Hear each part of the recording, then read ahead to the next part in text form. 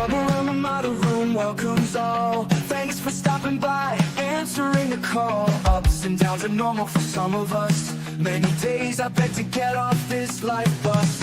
Neon lights flicker, the shadow on the wall. Dreams on the ceiling, we run and then we fall. Sharing stories over paper cups. Wheels keep turning but never enough. Life's a ride on a rickety old track, holding on tight, never looking back.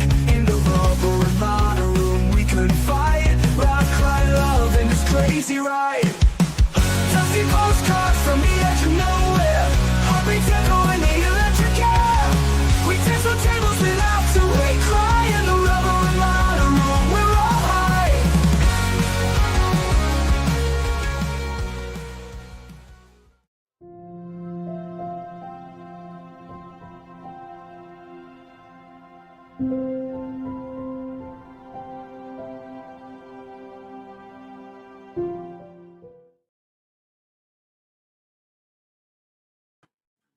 Add me to the stage. Well, hello. Hello. Guess what? Welcome in. Welcome in. No makeup. Yep. It's going to be one of those days. You know what? Look, my glasses are dirty. Hi. Hi. Okay. Y'all want to talk about a moment of not being prepared? Hi, guys. That's me today. Actually, I was standing in the kitchen making smothered pork chops and Brussels sprouts in the air fryer. So you get rubber with no makeup today, and I need to stop and tell Hio. Look, see, even my hair's kind of all over the place. I have to stop and tell Hio. Thank you, because I thought it was 2:00. See what happens? My life is like, I'm doing this, I'm doing that. Actually, y'all, I have been sitting watching the Colt Gray hearing. It's been on my big TV all morning long. So my world, yes, thank you. Thank you. This is what we need. Raw rubber. Okay. This is me on the look. Is that wrinkles? No, it's a new yeah, it does have a few wrinkles.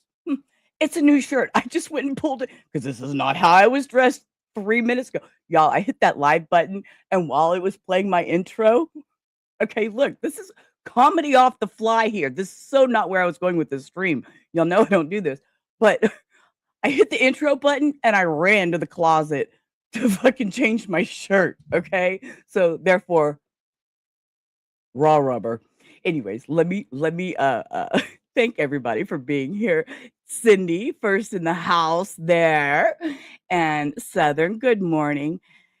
I'll run over there and pin that, Cindy. Thank you for popping that up. And Denise, put me on the big screen because, even rubber raw on the big screen is cool.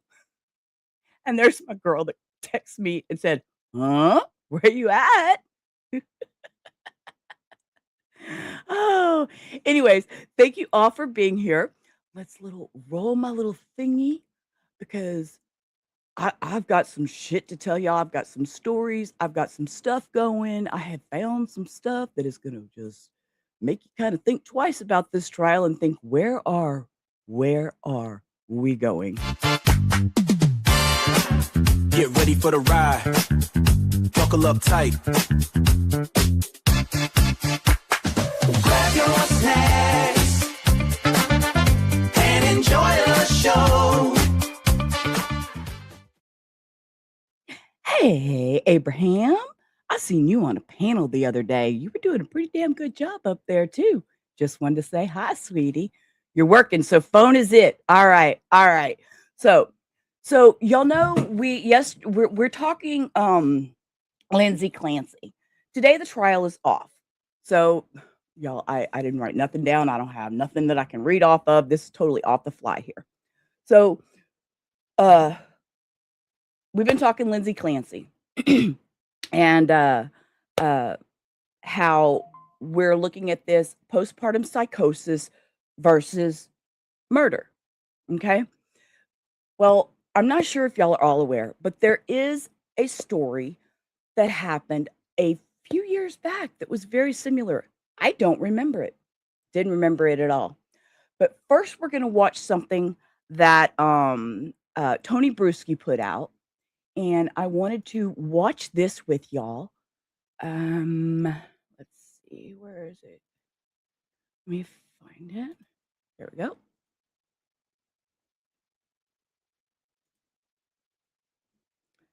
Okay. He put this out 5 hours ago. So if you haven't, be sure I am subbed up. Hit the like button. I will drop this link in chat. This is Lindsay Clancy waited how long for a doctor? And I kind of found this interesting. So I'm going to hit play. While I hit play, I'm going to turn my camera off. I'm going to go grab my coffee because it's not made, because I got some other pork chops on the stove going. So we're going to listen to this. I have my TV turned way up, so I will hear everything. The Commonwealth, prosecutors have to prove beyond a reasonable. Isn't a technical. I love his voice. This man's voice, spot on. Anyways, yeah, I'm going to turn my camera off. I'm going to run and get my coffee over there in the kitchen, turn the stove, smothered pork chops off, and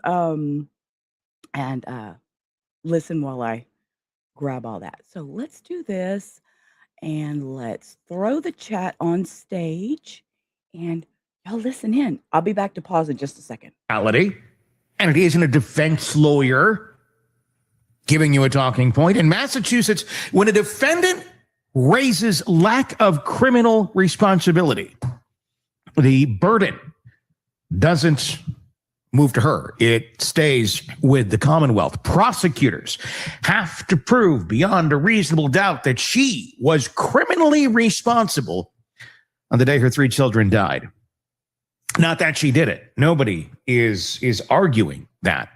Her own attorney told the court the circumstances of what happened aren't in dispute. The state has to prove her mind was working well enough to be held to account for it, and it has to prove that to the same standard it would need for a fingerprint or a confession.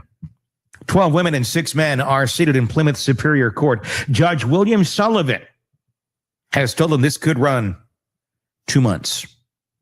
So when Plymouth County Assistant District Attorney Shannon Buckingham stood up to give the state's opening statement, she wasn't decorating a story. Y'all know I come running. I come running. I come running. I heard that because I did listen to part of this. He said 2 months. Okay, if we have a 2-month trial, we're here for a 2-month trial. I can do this. I can do this. Okay. Pause for content talk, and away we go. Carry on, Tony. Hannah made it. Hannah Banana, I love you, baby. The jury already half believed. She was starting from behind, carrying a burden most people follow. Most people that are following this trial don't know that she's actually carrying. 3 weeks before her children died, Lindsay Clancy drove herself to a psychiatric hospital on New Year's Eve and checked herself in. According to the malpractice complaint later filed against her providers, she was not seen by a doctor for 3 days. She was discharged after 5 with no indication from the hospital that she was a danger to anyone. And what she built all of it on was a clock. A phone call that lasted 14 seconds is going to do the enormous amount of work in this case that the prosecution needs it to do to prove she's this evil person who is plotting. Or will it? Or will that 14-second call really not do a whole hell of a lot? There's an appointment on Lindsay Clancy's calendar the day before her children died that never came up in the state's opening at all. She sat with her psychiatrist on January 23rd of 2023. According to the civil litigation, the note from that visit records no change in her mood and quotes her saying she was desperate for something that. Okay, I'm rushing to get back. I'm rushing to get back because, look, okay, That's important. I felt that was important when I started listening to him, because y'all know I usually don't listen to things when we react raw, but with this trial, it's been a little bit different. So we're gonna back that up. Okay. I want y'all to Would re-listen to work what he said. Or will it? Or will that 14-second call really not do a whole hell of a lot? There's an appointment on Lindsay Clancy's calendar the day before her children died that never came up in the state's opening at all. She sat with her psychiatrist on January 23rd of 2023, according to the civil litigation. The note from that visit records no change in her mood and quotes her saying she was desperate for something that would work quickly. If you've ever been at a point where you need help and you need it right now, that was a key word to me. When I heard this story, I thought, well, hello. She was reaching out. In my opinion, we may all have different opinions on this trial. Yes, there are 3 beautiful lives that were taken. I understand that. But still, is it postpartum psychosis versus murder? This is what we're talking about.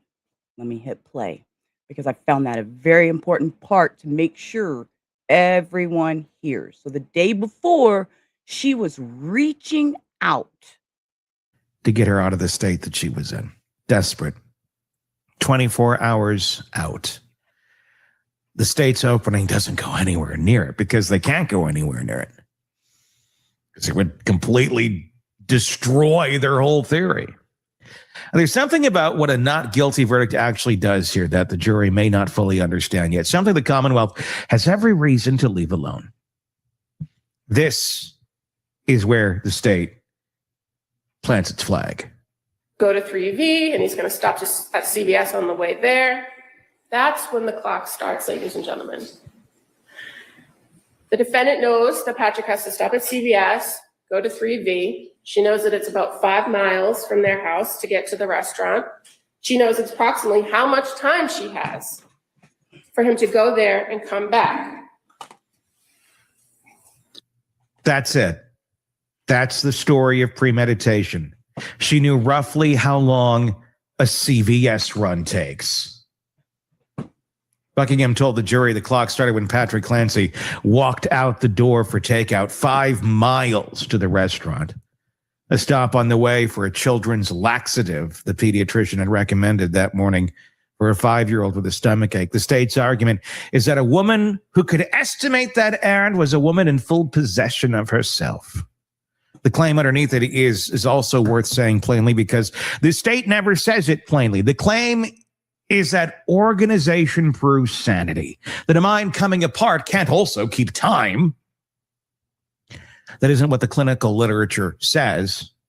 In fact, it's actually close to the reverse. Postpartum psychosis shows up in roughly 1 in 2 births per 1,000. The depressive subtype is the most common of the 3, about 41% of the cases in the research. It's also the most dangerous. Clinical sources put the rate of harm to a child in that subtype near 4.5%. Command hallucinations are a documented feature of the illness, not a story assembled afterwards by a defense team. So are delusions of control, the experience of acting under an outside force. One study of postpartum bipolar psychiatric patients found symptoms of that kind in 62% of them. None of that describes somebody who can't function. It describes somebody whose reality has been rewritten while the machinery keeps running on schedule. Which brings us back to the phone call. Patrick. Again, that's your reality isn't there. When you are desperate for help, reality isn't a thing. In my opinion, by my experiences, when you are desperate for help, reality isn't a thing. Called from CVS. She missed it. She called back and they talked for 14 seconds. Buckingham told the jury that nothing she said in that call concerned him. 14 seconds. That's the Commonwealth's evidence of a sound mind. It's also about how long it takes to tell your husband you're fine when 4 months of professionals have been telling him you're improving. Here's the sentence the whole case is being built on. Not a woman in the throes of psychosis on January 24th, 2023. This was a woman who acted intentionally, rationally, and swiftly to accomplish a very specific goal: to kill. Not a woman in the throes of psychosis, intentionally, rationally, and swiftly. The state needs the jury to hear those phrases as the opposite of insanity. In Massachusetts, they aren't. Oh, hey, guys. I forgot I left my camera. We got one eye. Okay, we're doing our makeup. Hey, it ended up being a get ready with me. Who knew? Who knew? I'm going to turn my camera off. You know what? Fuck it. It's, what is today? I don't even know. It's Tuesday. Hi. Well, here, we're going to do this with one eyebrow. Ready? Hi. Hold up. Wait. Y'all, I told y'all. I've lost my shit today. Hold up. Hi. With my one eyebrow and half makeup. Welcome to Rubber Ramado Room. Thank you for being here. If you enjoy the show, please hit the thumbs up. We put a little comedy in the chaos, and right now I forgot my camera was on while I'm putting my makeup on in a really quick fashion because it's been a day. Hi. All right, back to the show.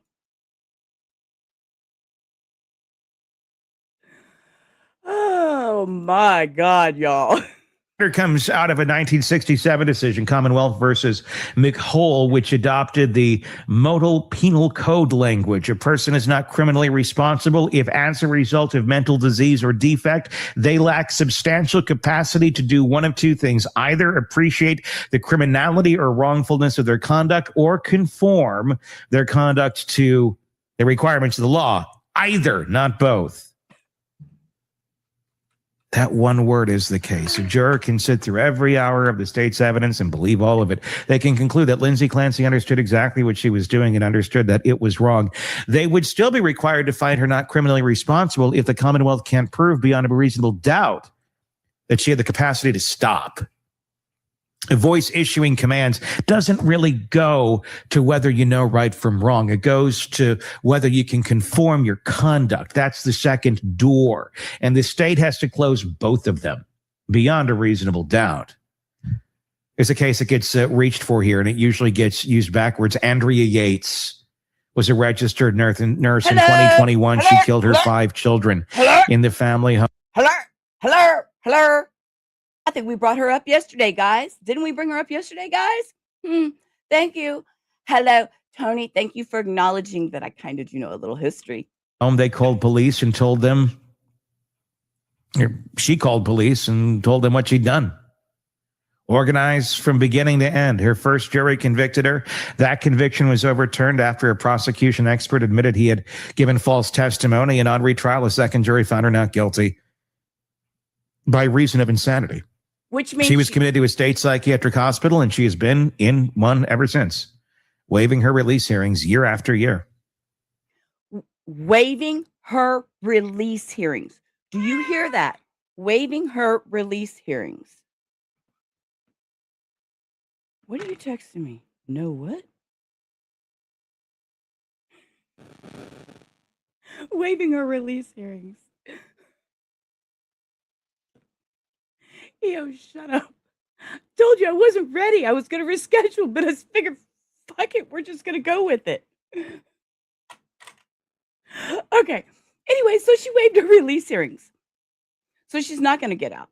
So obviously, no difference here. I really think, in my opinion, I mean, we know she did the crime. Okay. So her crime, the time that I think that she will be spending with her crime should be in a mental hospital. I told you, I was not prepared.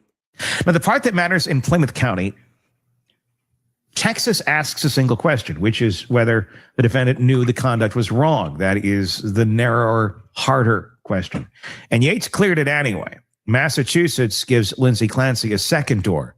Texas never opened for Andrea Yates. This is where the state goes after her medical record. Take a look. Chose to deal with her mental health issues in the worst way. She chose to manipulate her providers, seek out the quick and easy fix when she was feeling depressed and anxious. And when she didn't get what she expected, she chose an alternate route. She sought a different doctor. She changed medications after days. She disengaged from treatment when she didn't like the plan. After only 4 months in treatment, she made a choice, a deliberate and intentional decision that she did not want to try anymore. She manipulated her providers. She sought a different doctor. She changed her medications after days. She disengaged from treatment when she didn't like the plan. Every one of those describes something that actually happened, and every one of them shows up in the civil complaints as a failure by somebody other than Lindsay Clancy. She sought a different doctor. According to the lawsuits filed against her providers, she went to Women and Infants Hospital in Rhode Island and was told that their day program wasn't appropriate for her. A doctor there agreed she should come off an antipsychotic she had been prescribed. The hospital reached out to a nurse at South Shore Health who had also been prescribing for her, and the complaint alleges that outreach was actually never returned. She changed medications after days. Her attorney says she was prescribed 13 different psychiatric medications between October of 2022 and January 23. Among them, Klonopin, Valium, Prozac, Zoloft, and Ativan. Her husband told police she was taking as many as 4 a day and that she took them exactly as prescribed. The complaints describe polypharmacy across multiple prescribers, meaning no single doctor held the full picture of what she was on. She disengaged from treatment. On New Year's Eve of 2022, she checked herself into McLean Hospital, and the lawsuit alleges she wasn't seen by a doctor for 3 days. Okay. But in her defense, hi, welcome in. In her defense, if she went in on a Saturday and they said that Monday was a holiday, she's not going to be seen like to a point of she'll see, more than likely you'll see nurses, you'll see sub doctors, but you're not going to see your main doctor that's going to be your treating physician, especially if you go in over a weekend. It's really hard.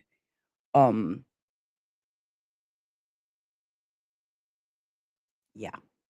Asked to be discharged in time for her daughter's 5th birthday. Prosecutors have pointed out that the hospital released her without indicating she was a danger to anyone. The complaint says the hallucinations returned within a week.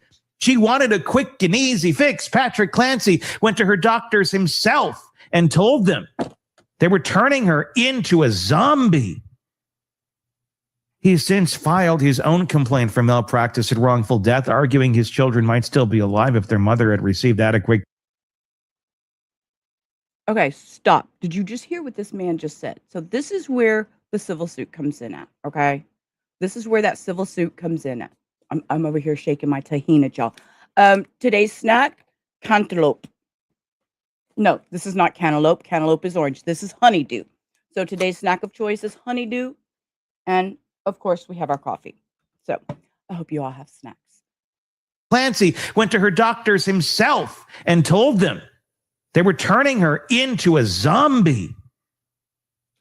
He's since filed his own complaint for malpractice and wrongful death, arguing his children might still be alive if their mother had received adequate care.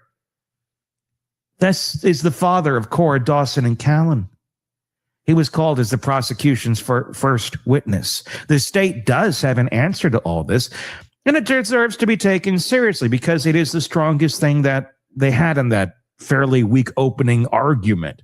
Buckingham told the jury Lindsay Clancy withheld information from her husband and from her doctors, and that the symptoms she reported didn't match how she was actually living. You can't sue a physician for missing what a patient hides. Except underreporting isn't a wrinkle in postpartum illness. It's one of the defining features. He just said you can't diagnose what a patient hides.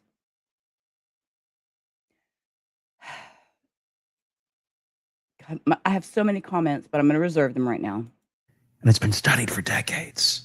A review from Massachusetts General Center for Women's Mental Health, synthesizing 32 systematic reviews, identified fear of having a child removed by protective services as a primary reason women don't disclose. In one community survey of postpartum women, 1 in 5 who had symptoms told no provider at all, and roughly half reported at least one barrier that made asking for help extremely difficult or impossible. A mother who is terrified of losing her children does not hand a clinician a complete inventory. That's every fact. practice in this country knows that. It is the entire reason routine screenings exist. Building a first-degree murder prosecution on the premise that she should have self-reported perfectly asks a jury to hold a patient to a standard the profession built safeguards around precisely because patients can't meet it. And she wasn't hiding alone. Her husband was in those rooms asking, which brings it back to that last appointment. Every provider in this chain had 4 months of chances, and the final one came 24 hours before 3 children died. A patient told her psychiatrist she was desperate for something that would work fast. The note records no change in her mood. She went home desperate the day before. That appointment doesn't appear anywhere in the state's opening statement, and the prosecutor said the quiet part out loud. And this is not a public debate about women's mental health and how the medical system treats women. When she said that, I kind of beg to differ. This case is about this defendant, Lindsay Clancy. That the Commonwealth telling 12 women in advance. Can you, I mean, if you're here, throw some ducks in the chat, because I think not even watching this man's I watched the first 5 minutes. How did I know he was going to go here? Hello. Wait, where's my crystal duck? Where we go? Look at that. Look at that. I looked into the future and didn't even know it. See there? Not to follow a thread, not to weigh it. That the Commonwealth telling 12 women in advance not to follow a thread, not to weigh it, reject it, just to agree up front that it isn't in the room. That's not part of this whole case. Even though it's the crux of the whole case. It is in the room. It is the entire defense. Kevin Reddington stood up after her and told the same jury this case is exactly about women's health and postpartum psychosis. He has put it more bluntly in the past, saying society fails miserably at treating women with postpartum depression and postpartum psychosis. And that approach is medicate, and medicate. A minute before that line, Buckingham said something else, and she moved right past it. She told the jury Lindsay Clancy had a means and access to mental health care that most people don't. She's right about that. Labor and delivery nurse at Massachusetts General, one of the most respected psychiatric hospitals in the country, a short drive up the road, insurance, a husband who kept showing up and asking for help on her behalf. She had every advantage the system says you're supposed to have, and the system still sent her home with 13 prescriptions and a diagnosis of generalized anxiety disorder. A psychiatrist who evaluated her at length afterward concluded she had bipolar disorder with psychosis of postpartum onset. Those findings are quoted in the civil litigation, along with her note that antidepressants can produce mania and mood instability in someone with bipolar illness. She was on Prozac. She was on Zoloft. The prosecutor offered her access to care as proof of guilt. It is the most damning sentence anybody said about the medical system that morning. And it came from the Commonwealth's table without even realizing what they're saying. Near the end of that opening, Buckingham read the jury the actual test, whether a person can appreciate the wrongfulness or criminality of the conduct and whether they can control their actions. She said both parts out loud correctly. The arguments she actually made were these: the clock, the 14 seconds, the CVS timing. The overachiever, the strict schedules, the food planned carefully, the sleep schedule on to the minute. Every one of them goes to whether she knew what she was doing. Almost nothing in that hour goes to whether she could stop. The Commonwealth has to prove both beyond a reasonable doubt to 12 women who spent jury selection answering written questions about whether anyone in their family is. There is 12 women and 6 men. And again, the men being there is great. They're going to see this in a different eye, I feel, than a woman. And this is just pure my opinion on this. I feel a man may have a little more trouble judging, not knowing. Has been diagnosed with postpartum depression or bipolar disorder. There's one more thing that the jury will be instructed on, and it's a piece the public almost never gets right. A verdict of not guilty by reason or lack of criminal responsibility does not open a door. In Massachusetts, it sends her to a secure psychiatric facility with periodic hearings to determine whether she could ever be safely released. Lindsay Clancy is already held at Tewksbury State Hospital. She's paralyzed from the waist down. She comes to court in a wheelchair. Nobody is walking out of anything. This case never should have gone to a jury. The medical record laid out. This case should have never gone to a jury. Tony, I kind of disagree with that, but it's okay. It's okay. I really don't. As with any, I mean, well, unless there was there a plea deal to be taken? Wait, that's kind of weird. Now I'm thinking out loud, so excuse me. In those civil complaints, a very real story. And this case never should have gone to a jury. The medical record laid out in those civil complaints, a very real story. And the right venue for it is a licensing board and a courtroom where the providers sit at the defense table. Instead of the Commonwealth going and spending 2 months trying to convince 12 women that a mother who begged for help for 4 straight months was running a con. I don't think they get there. I think this one hangs. Okay. So we're going to dive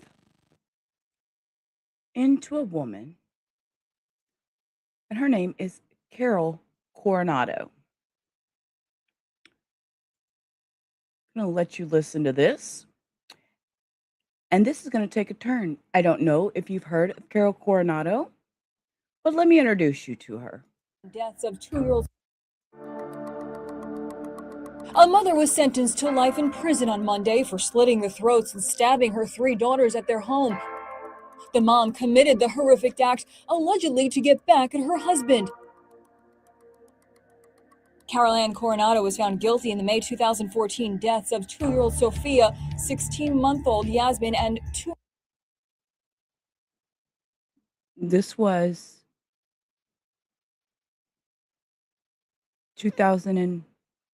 14, May 20th, 2014. Month-old Xenia. Prosecutors said Coronado killed her children before trying to harm herself. Coronado's husband Rudy told the Daily Breeze that she wasn't sane at the time, and her attorney says that she truly needed help and no one was there to help her. I lost my whole family. My three little girls. And Carol, she didn't mean to do that. I strongly believe that. I strongly believe that it was she, because she was a totally different person. That wasn't her. Coronado pleaded not guilty by reason of insanity, but a judge ruled she was sane at the time of the murders. She was convicted of 3 counts of first-degree murder last year after a bench trial. Coronado's attorney, who maintained his client was suffering from postpartum psychosis, said he plans to appeal. Be sure to watch Inside Edition. Okay. So she was convicted. Carol Cornado was sentenced to 3 consecutive life terms without possibility of parole on February 1st, 2016, following her conviction for the first-degree murder of her 3 young daughters. She had a bench trial. They said she was not insane at the time.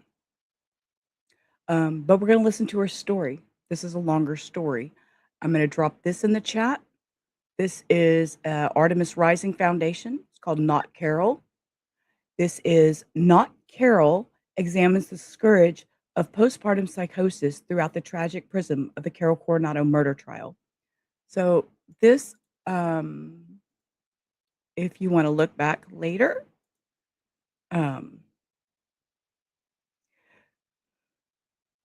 Hannah, I understand that. I completely understand that. And I think that this trial will bring out a lot of that. Now, this is a total different story. Not total different story, but it's the seemingly same scenario, from my understanding at this point, as Lindsay Clancy. So that's kind of why I wanted to kind of go over it. She killed her children. Can we forgive her? This was the article. This is what you see on my title, on my thumbnail. Several psychiatric experts said Carol Cornado was psychotic when she killed her 3 daughters, but proving insanity comes down to a moral test, not a clinical one. So this is the article, but we actually have, this was put out in August 29th of 2025, and this is called Not Carol. This is the story of the thing. It's an hour and 17 minutes long. It is on YouTube. I will drop it in the chat. Also, all my links are in the description box. Yes, exactly, Southern. That's been a big problem. Yeah.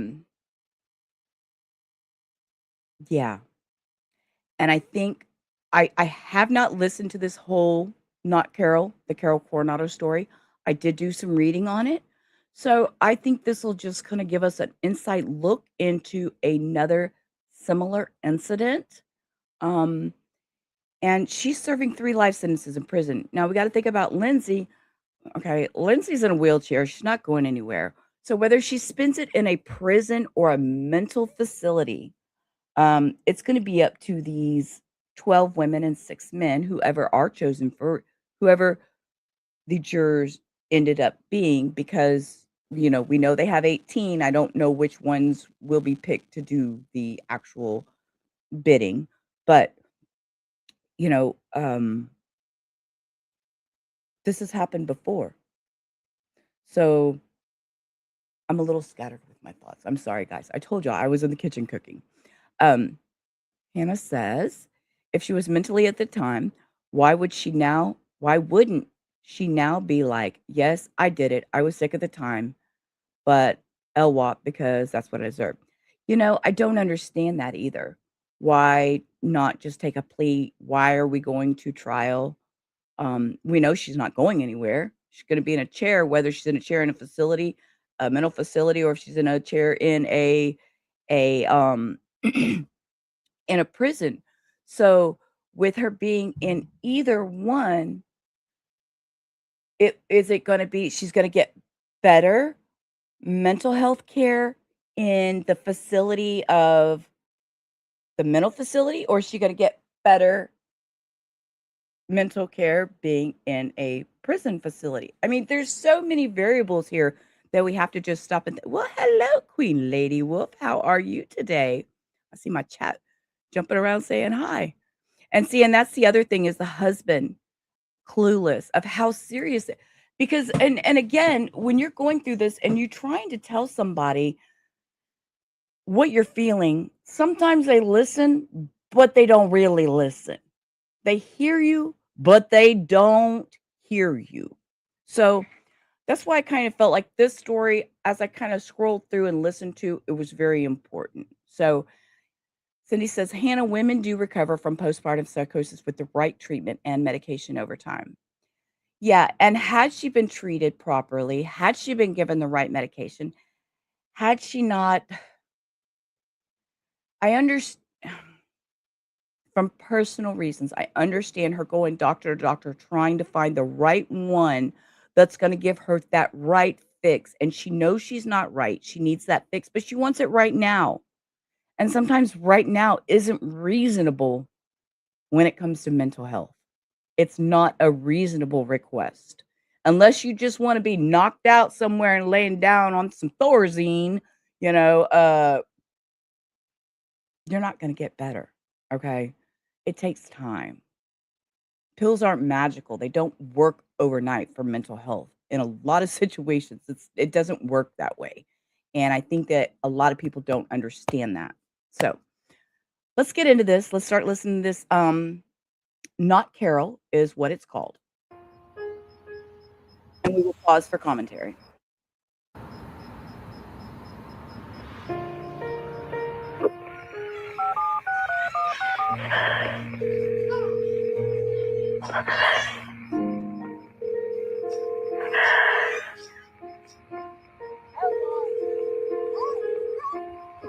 Your call has been forwarded to an automatic voice message system.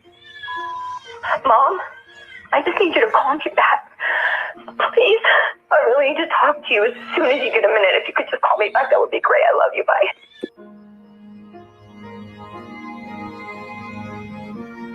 I heard the voicemails that Carol left my mom the morning of May 20th. My mom, of course, didn't get these voicemails till later in the day.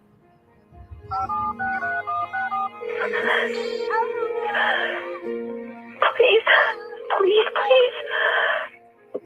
Your call has been forwarded to an automatic voice message system. Mom, I don't know what to do anymore. Mom, I haven't slept. I'm so tired. Mom, I think I really need some help. I'm so scared. Things are so weird over here. Can one of my mods do a trigger warning? Hey, 80s, welcome in. Yeah, we need a trigger warning thrown up because this is a bit much.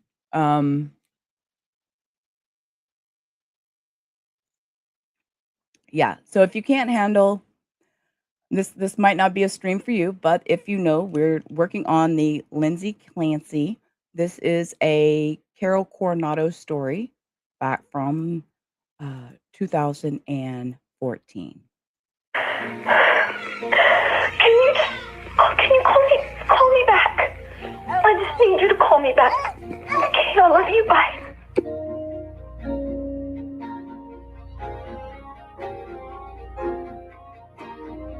It's absolutely heartbreaking to hear my sister in so much pain. She was hurting so bad. She needed help, and unfortunately. Okay, and these are the real life family members that have dealt with this. So this will be emotional. She didn't call me.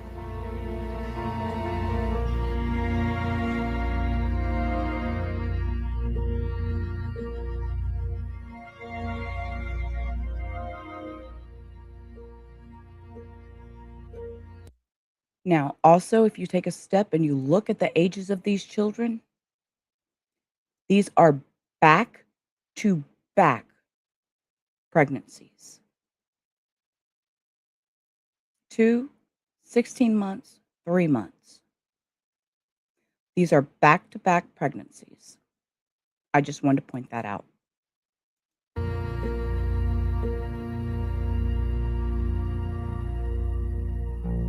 And I first heard that Carol harmed her daughters. I knew she was sick. I knew there was something wrong with her.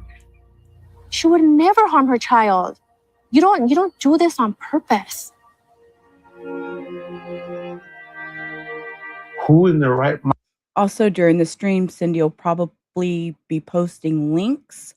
There are links in the description for anybody seeking help for any of the above. Cindy's kind of been my little right hand on this one, getting me through this one, and I appreciate you for that, Cindy. Thank you. Mind could do this to their own kids. Who? If there's a person out there, I hope I never meet him, but Carol wasn't that person to me.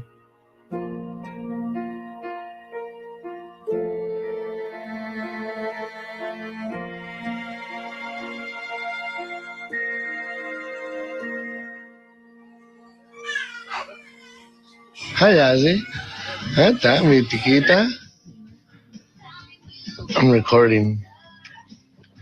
Yazzie and Mommy. Carol was one of the sweetest, greatest people you would ever come encounter with. She was a great mom. She was always there for my daughters. Carol was extremely beautiful. She was not only beautiful, but she was also very sweet. She was very genuine. What you see is what you get with her. I'm sorry, let me back it up because I don't want to hide any of that. I'm going to I think I might move my little bubble up here to the top for this stream because it seems to be that they're putting the information. Okay, because they're putting the information of the names down here in the corner who is speaking. So I don't want to cover that up because I kind of think that's important. So I'll move me up top. See, I'm up here. Information's down there. I feel weird being up here, but it's okay. I feel like hi there. Very sweet. She was very genuine. What you see is what you get with her. She's very gentle. Even her voice is very soft. I can't imagine Carol ever raising her voice.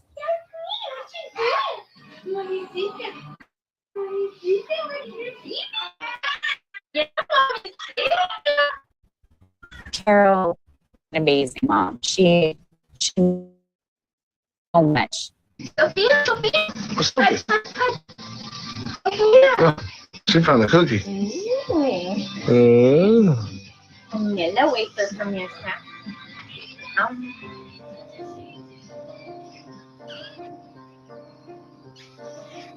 She always had either Yazzie or Sophie in her arms, right? So she adored. But you see these interactions, they seem normal. They feel normal.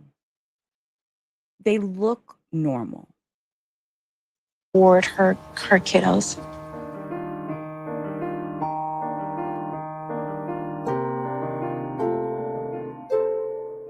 I felt very comfortable around her. And I think that if she was available, I would most certainly ask her to watch my kids for a few hours and so forth, just because I knew how gentle she was with her kids.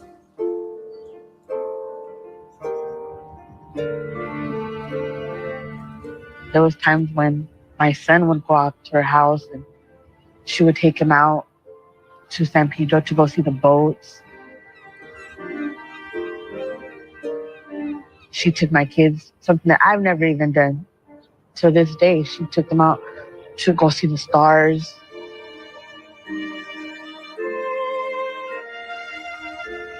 Carol's compassion for others is probably one of the biggest things about her. She loves people. She wants to help. She was in the CCCs, California Conservation Corps. She was in the Army briefly. She got honorably discharged for a problem with her hip. She then moved on to the Naval Reserve. She was very ambitious, always trying to educate herself, reading books, asking a lot of questions. She was very curious about the professional world. I know for sure that she did become a certified X-ray technician, and she was very proud of that. She had goals and ambitions. Eventually, she wanted... Comparison, remember Lindsay Clancy was a nurse. Not that that makes a difference, just a comparison thought.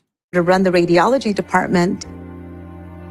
She always got herself into something school. She was taking online classes.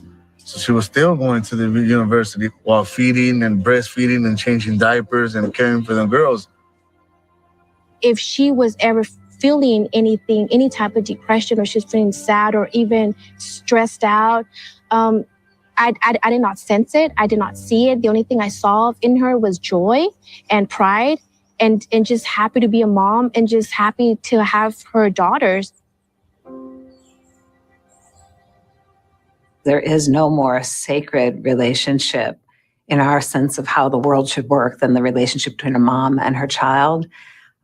We rely on that relationship. It's what's kept the species going.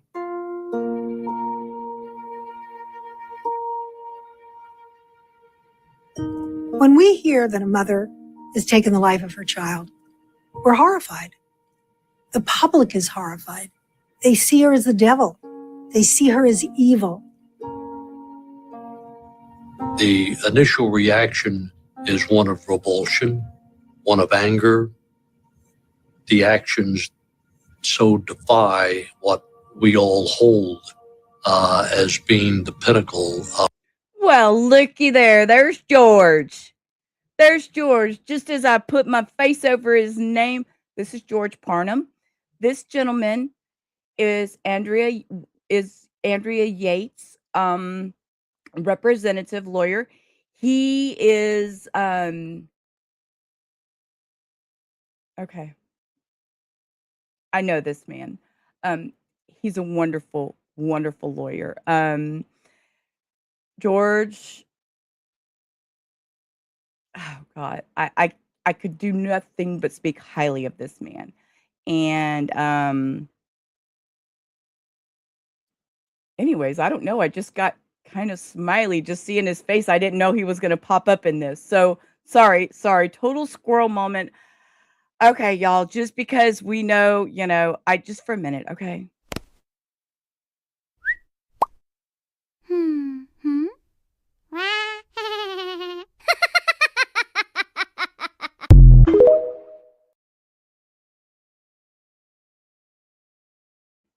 Call me in the chaos. Let's get back to it. Hey, George. Hey, haven't seen you in a while. Love, Madonna and child.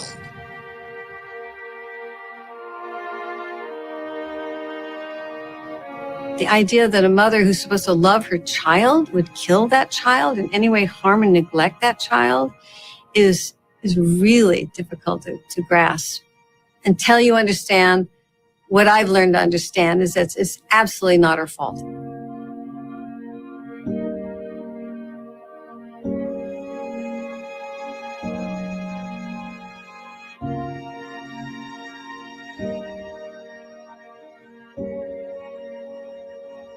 Y'all are seeing these numbers, The right? numbers of women who suffer is shocking. It is horrifying. We now know that is a leading cause of maternal death in the. Okay, because of censorship, she said the S word, the side word. So, and they have to bleep that out in order. So, first year. Women are committing suicide, and we're not still addressing this as a major public health issue.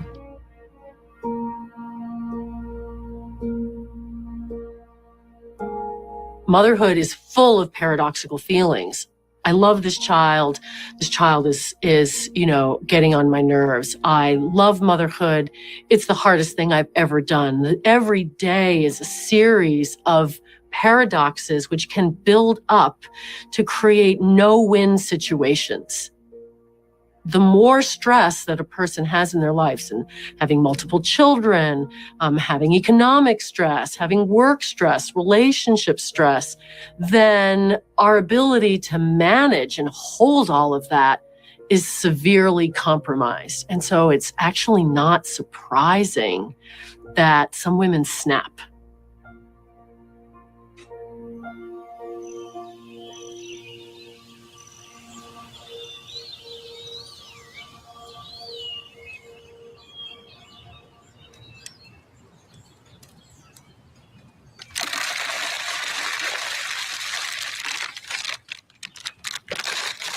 always kind of get the same kind of colors for them.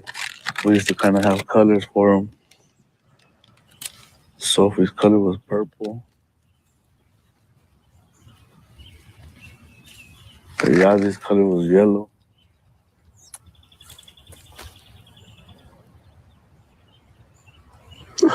Xenia was white.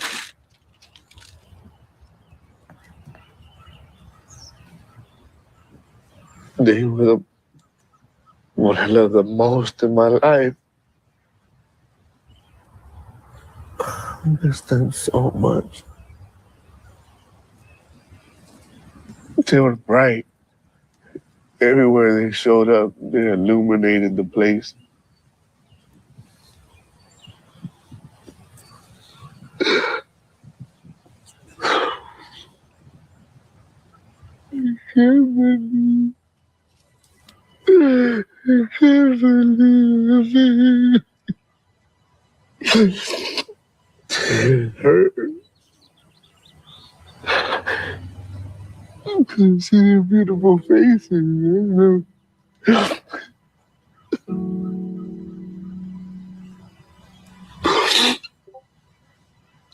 Oh my God.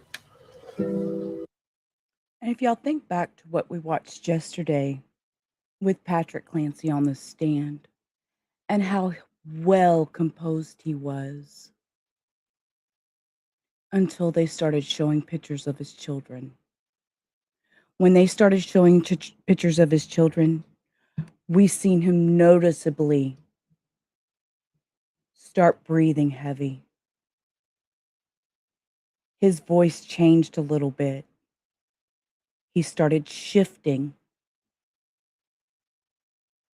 So this trauma goes on far beyond just the incident, as we say. This is another father that's been through it, that's grieving in his own way.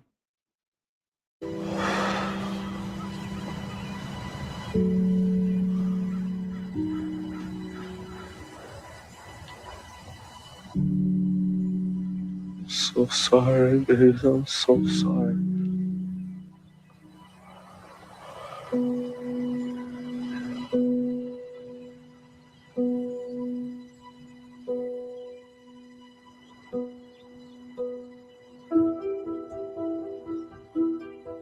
This afternoon, this driveway is where sorrow still lingers. Over here, you will find a growing memorial for 3 young girls who were found dead in a bed, and now their mother is facing criminal charges.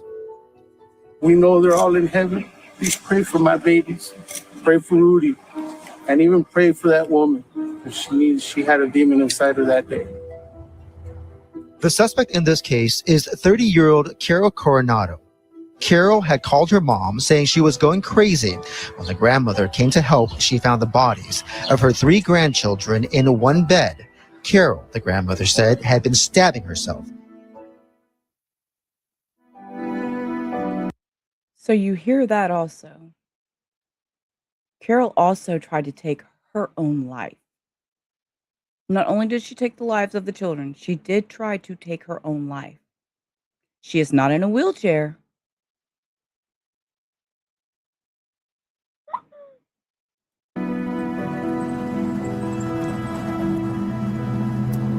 I go to the Twin Towers right now and go see Carol. She's housed in the medical ward inside the jail. Need to visit her about the upcoming trial we have.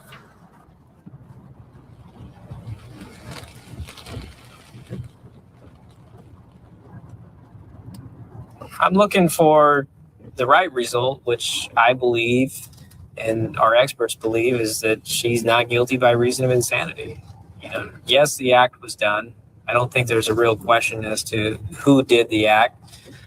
We're not really arguing that. The argument comes down to what was her state of mind at the time of this incident. Y'all realize, listen to me. This was 2014. This was 12 years ago. These are the same things that we are hearing with Lindsay Clancy. We're not doubting she did it. No one's questioning, did she do it? It's the state of mind. Everyone agrees that there's something going on with Carol. Something was going on at the time of this incident. You know, she wasn't herself.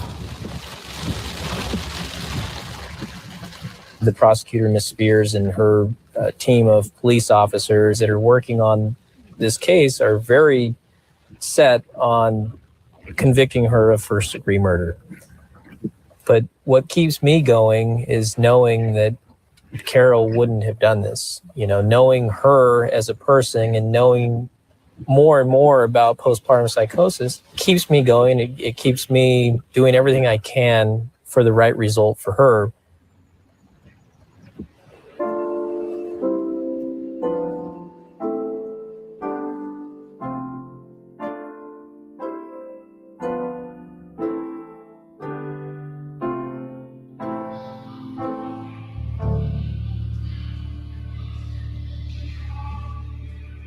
I met Carol Cornado upon her arrival at Twin Towers Correctional Facility, roughly maybe 6 days after her crime. When I met her, she was similar to a catatonic patient. She appeared extremely depressed. She barely moved. We had placed her in a gown, a Kevlar material. It's not comfortable. Most inmates ask right away, how long am I going to be in the gown? When do I get out of the gown?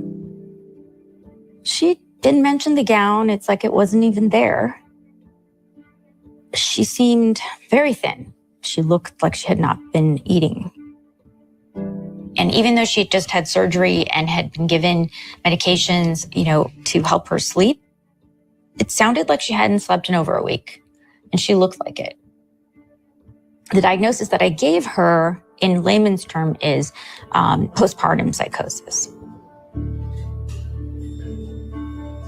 There were 3 psychiatrists who had seen her in those first 5 or 6 days.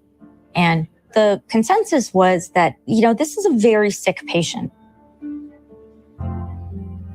Also, I screened her for depression, and it did appear that she had had depression after both of her pregnancies, actually, and, wasn't treated. So that actually elevates her risk significantly during a 3rd pregnancy. So she had that risk factor there.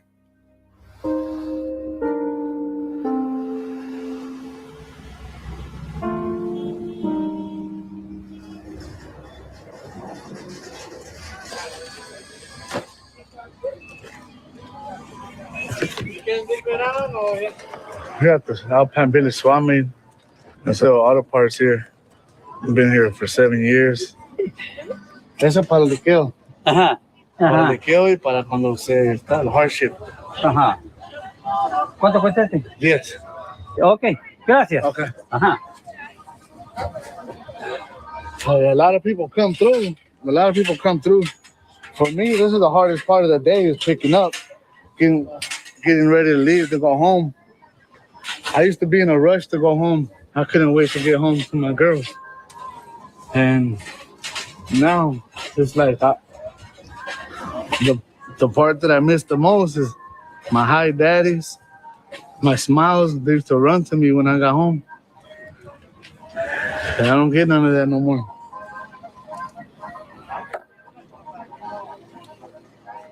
As a father, I was kind of raised to work, provide for your family. We didn't really have no luxuries. Like, we didn't have a lot of extras, but we weren't like struggling. We were okay. I love the fact of having to provide for my family because that made me. I love the fact of waking up in the morning, coming to work. Because before I left to work, I would look around and I see my little girls. And that was my energy. That was my power to push. And I pushed. For them, I pushed.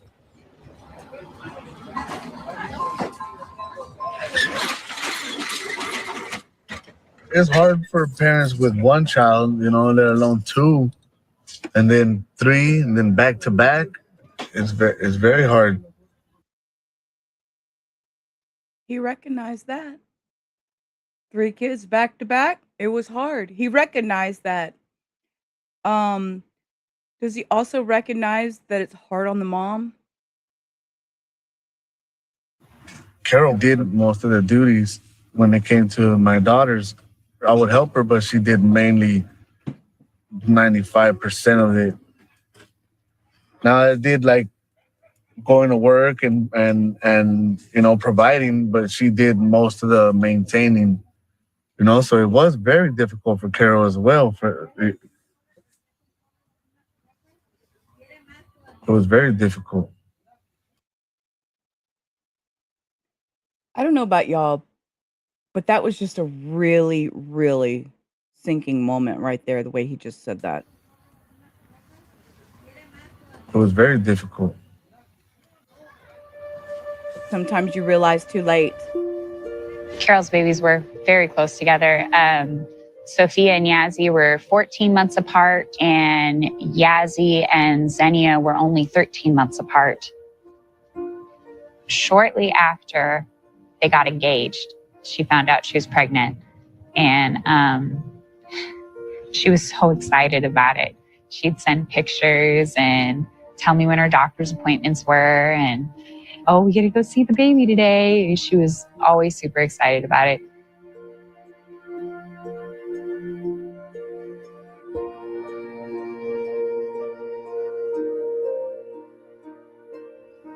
When Sophia came, it was probably the happiest day. I don't know that I've ever seen her happier. She was full of joy. She was definitely very excited about meeting her, holding her. She didn't want to let go of her baby. It was her baby. I don't think she had any difficulties with it. She didn't complain about being overly uncomfortable.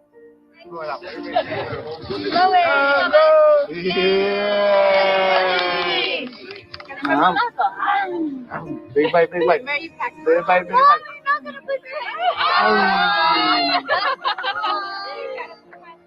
I don't know that she was necessarily ready to have more babies. Okay. I want to explain something to y'all while we're reading this. We're going to pause and talk about this just a second. Okay, there's a couple little differences that's going to be between what we're listening to right now, that is a trial that has happened in the past. Okay. It happened in the past, and we're comparing it to a trial that is current. Okay. So I want to talk about that real quick. So, for one thing, pre-incident care. We will hear here, Carol had no official diagnosis before the crime. Her severe postpartum psychosis was only diagnosed by medical experts during the post-arrest evaluation. Okay. Medication was not a central focus of the defense, and she was largely untreated at the time of the murders.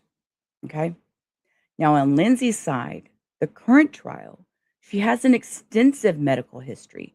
She aggressively sought help, calling crisis lines, visiting ERs, spent time in psychiatric facilities weeks before the event. She was severely over-medicated.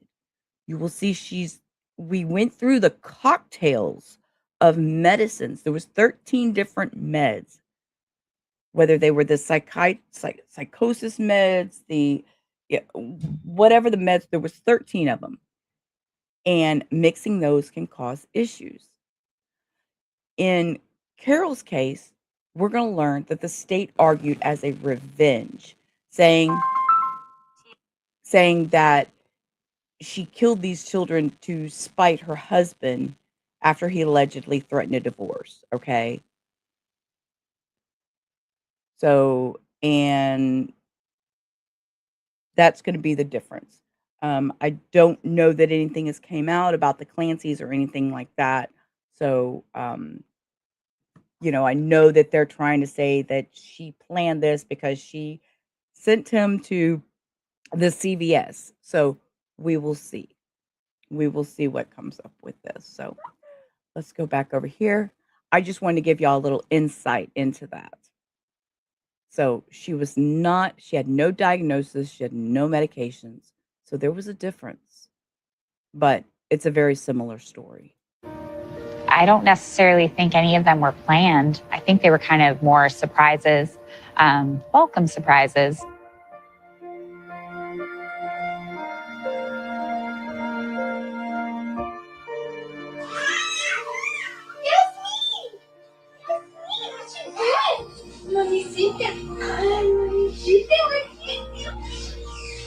When Carol became pregnant with Yazmine, she was having problems, maybe because they were too close together, I don't know. There's points where she was bent over and she couldn't get up in the kitchen. I had to help her up and put her in bed. I didn't notice any changes in Carol after Yazzie, other than the fact that she was tired. But, you know, I'm a mom too. I'm tired all the time. She didn't seem sad. I mean, I know that she was very, very stressed because the kids were so close in age. My kids are 2 years apart, so I understood what she was going through when you have little kids. But she was always very patient. Okay, one more thing I want to make note here is these are two different states. We're talking California versus Lindsay being in Massachusetts. So the way they're going to handle any type of insanity defense is it can be different between the two states. So we have to keep that in mind too. She would never yell at the girls. Do that one. Yes. Oh, yes. Good job, Sophia. In California, just so you are aware, the burden of proof is on the defendant in California. In Massachusetts, it's on the state, the prosecution, the Commonwealth. So, and in Massachusetts, it's beyond a reasonable doubt. And in California, it was preponderance of evidence. So Coronado's attorneys had to actively prove to the judge that she was insane. And it was just a bench trial. So there was no 12 women and 6 men to sit here and discuss this, okay? Coronado's attorney had to actively prove to the judge she was insane. If the evidence was a 50-50 tie, state won by default, and she was deemed sane. Once Clancy's defense presents credible evidence of mental illness, the prosecutor must prove she was sane. They must prove her sanity beyond a reasonable doubt. So you see, these are two different states. So there's different rules. And I kind of find that just, it's tearing me a little bit. It's tearing me because I read on that yesterday and I was like, okay, I need to make sure y'all understand that it really threw me a little bit. Hey, Mustang, good afternoon, love. I hope you're having a blessed day. Okay, back to the story. So now we know that, for one, this was a bench trial. It makes a difference. Lindsay's going to get the opportunity to be in front of 12 women and 6 men. Now, whoever is picked to do the final on the jury, that's that. But it's going to be a different field to me personally. Carol did confide in me that it was very difficult for her because she was trying to better herself. She was trying to finish her bachelor's degree. She was trying to do a lot of things that were already difficult as it was, and still trying to be a mother and a wife. When, she was with the children all day, Rudy was working, and when he would come home, she would expect him to take over so she could try to do things, make dinner or study or do whatever she needed to do. But Rudy expected certain things. His mother was a stay-at-home mom, and so he expected dinner to be set and to take care of the kids, and he would go to work and come home and things should be done.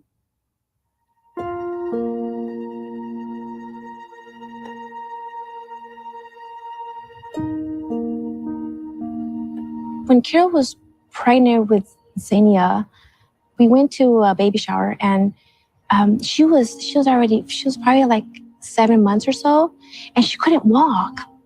And so then I looked at her, and then I said, "Are you okay?" And then she says, "Yeah." She's like, "I get a lot of pain." And she's like, it happened with my second pregnancy, and I don't know what it is, but it's like I can't, like almost like she was crippled because she was limping and she couldn't walk straight. Carol was feeling a lot of pressures after the third baby. When Xenia came into the picture, she just was tired, more tired than hungry, she would say all the time. Mom, I'm tired, I'm hungry. Xenia was real hard on her. And then she fell into like a depression. When we had Xenia, we argued a little more than usual, taking care of a newborn child and the lack of sleep, the lack of rest. And then plus it's the third child. It's not the first or the second. So it's a lot more intense. I was nervous for her. I was nervous about Xenia coming so quickly after Yazzie. I mean, that's stressful on anybody. Rudy didn't help too much, so I was really hoping that would change after Xenia so she could at least get a little bit more sleep than she was getting. Sometimes would go over there and help him out and talk to him and tell him, hey, you have to help your wife. You have to be a team player. It's okay for a man to wash a dish. It's okay for a man to change a diaper. She seemed to get more angry maybe towards Rudy. Like she would describe, he would get upset with her when the babies woke him up in the middle of the night. So she had to be on constant baby duty, which made... I'm seeing a pattern right here of a man that wasn't very understanding in the moment. He may think twice about that now, but in the moment, he didn't see it. I don't think. Just my opinion. Y'all do your own research, take your own... Made her more tired. As I do look back at the whole situation, I wish I would have done more. To help. Where's my crystal ball? To relieve her of duties.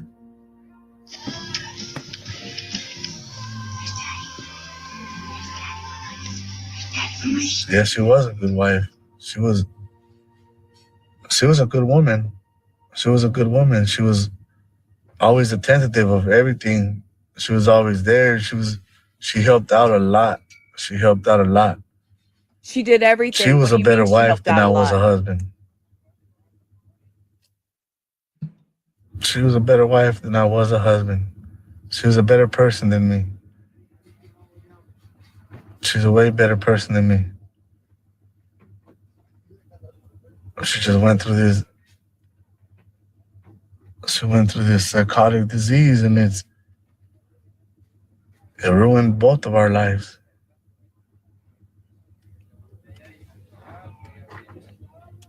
Perinatal illness knows no boundaries. It can strike anyone, rich, poor, male, female. It doesn't matter what culture you're from, what ethnicity, how old you are. No one is immune.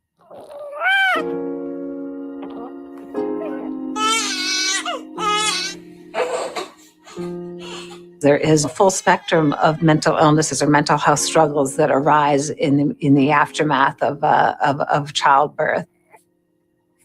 There's the baby blues that happen when the hormones are just crashing and burning after you have a baby. You'll go from a real high to a real low where you're suddenly weak. Well, you're welcome, Mustang. I don't know for what, but you're welcome, love. You're always welcome here, and I appreciate you being here. Sleepy and just uncontrollably sad. The baby blues is very common among women. About 3 out of 4 women who give birth are going to experience this. Symptoms usually go away in 2 to 3 weeks. Aside from that, there's the more serious postpartum depression that sets in for a percentage of the population, and it's generally within the first 6 weeks. One of the hallmark characteristics of postpartum depression is the inability to sleep. Sleep deprivation is absolutely key. Sleep deprivation is used as a torture technique. And so sleep deprivation is one of the key risk factors. Then one. Okay, I need to say this, though. with any mental health issues, sleep deprivation is detrimental. It doesn't matter what it is. You have to have your sleep.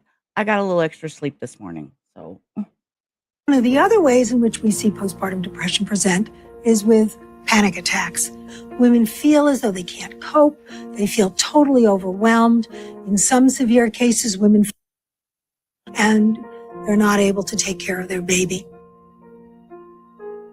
Postpartum psychosis is at the far end of that spectrum of mental illness, as it happens in 1 or 2 women out of every 1,000 babies that are born. It's a common misconception that postpartum psychosis is just really bad depression, but baby blues doesn't get worse and then it's depression and then it gets worse and then it's psychosis. They're different. Thank you for being here, Dutchie. Mental illness is a beast, and postpartum is a nasty. The words postpartum depression to me mean living hell. I had never heard of the term postpartum depression. And when this baby came around, I was hit by a buzz. It hit me like a ton of bricks. I went in, working 80 hours, doing well. So for anybody just coming in, just to let y'all know what we're doing, we're kind of doing we're reviewing a case that happened back in 2014 out of California. Her name was Carol Cornado, and she took the lives of her 3 children during a moment. And she is sentenced to 3 life sentences. And we are looking at the fact that that was California, which had different laws because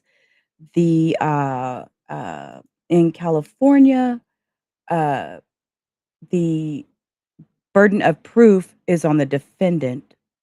And in Massachusetts with Lindsay Clancy, the burden of proof is on the prosecution. So, these are going to be some things that I find very, very interesting. So, thank you all for being here. Please hit that thumbs up, like stream if you don't mind. So, back to this. And these are some other ladies that are telling their stories. I came out wanting to kill myself. Huge trigger warning. I noticed I was really irritable. I felt down. I was angry. I would lash out. I'm experiencing daily anxiety attacks, something I'd never experienced in all of my 40 years. The anxiety just kept getting worse and worse. And it was just these constant thoughts that you just could not shut up in your own mind. That was part of the living hell. And it would be anything from, like I said, the baby wipe to not wanting the kid, to having to make dinner, to doing the laundry, to she's crying again, till I got to feed her, till I got to get up. My husband's coming home. People are visiting. I'm exhausted. He would cry. I would cry. And we would just cry together. I fell 5 million feet down. I wanted to be the mother that I had always dreamed of being. And instead of being able to be that mother, I was on my knees and I could hardly function. My wife would get into her depressed states and she would basically just not take care of herself, my daughter, even the animals in the house, like the dogs and cats wouldn't get fed. Like my daughter would be still in the same diaper since I left for work in the morning. I stopped eating. I lost 55 pounds in 2 months. But I also was really struggling with intrusive thoughts about harming my baby. I would be holding her and I would think, I wonder if I just banged her head into the counter. And then I'd be like, what do you mean? I don't want to bang her head into the counter.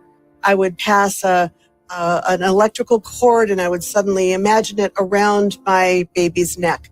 I would pass a microwave. I would imagine putting the baby in the microwave. Any possible harm.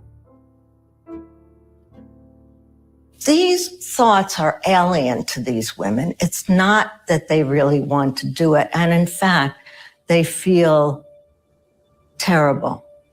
They are just tortured. I was horribly ashamed and really quite afraid of telling anyone. Right there. Did you hear that? She's afraid to tell anyone. What you're right, Mustang. Absolutely. It's actually scary.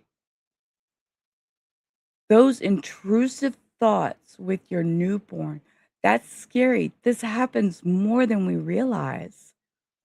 Some people can fight it, and we see here some people can't. I kept the scariest of the images and thoughts to myself. And it was a horrible, deep secret. And all I could think of was, if I just close my eyes and go to sleep, she'll be fine. My husband and my mother are here to take care of her. I did my job. I brought her into this world. I am not equipped to take care of her. My job was just to be a vessel and bring her here. There's no way I can even try to take care of this young baby. Most women feel like they're going off the deep end. They have absolutely no idea what's happening to them. And again, the shame of feeling depressed at a time when you're expected to feel really happy tends to exacerbate the problem of postpartum depression. Women tend not to name it. They tend not to talk to their doctors or even their spouses about it. They want to hide it. Nobody wants to say that. Nobody wants to admit something like that. Who in their right mind would want to go tell somebody, hey, I feel like hurting my child. Hey, I feel like putting my child in a microwave. Hey, I feel like throwing myself down the stairs with my baby. Who's going to say that? It takes a lot. It takes a lot emotionally to even come out and say something's wrong.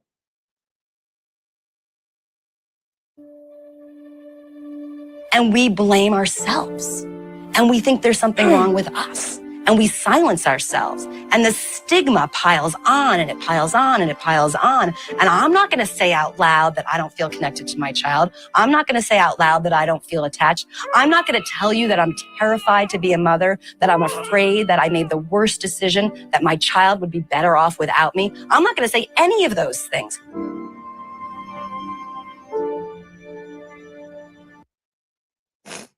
Mustang, you say that. But it's hard. Sometimes it's hard. Speaking up is not always easy. It's not.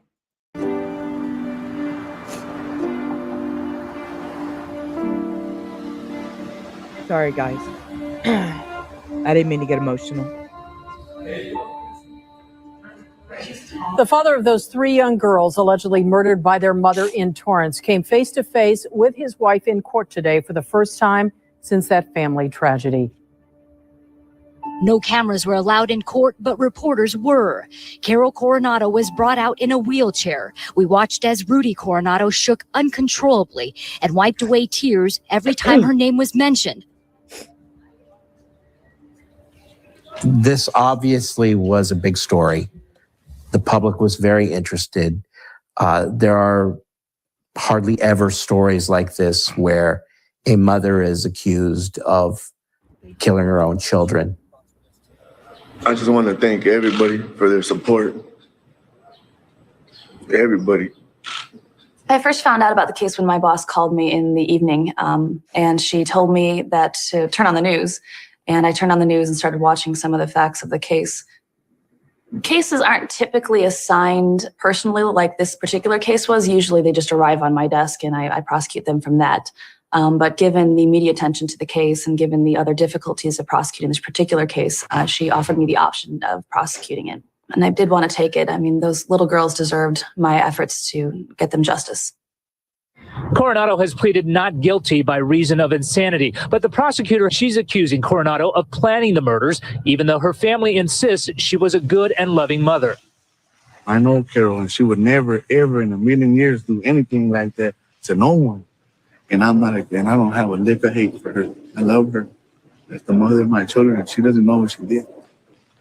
That's why I'm gonna stand behind her 1,000% because I know she didn't do it. It's a disease out there that destroys families. You tell me, what if she exhibited any sort of signs or?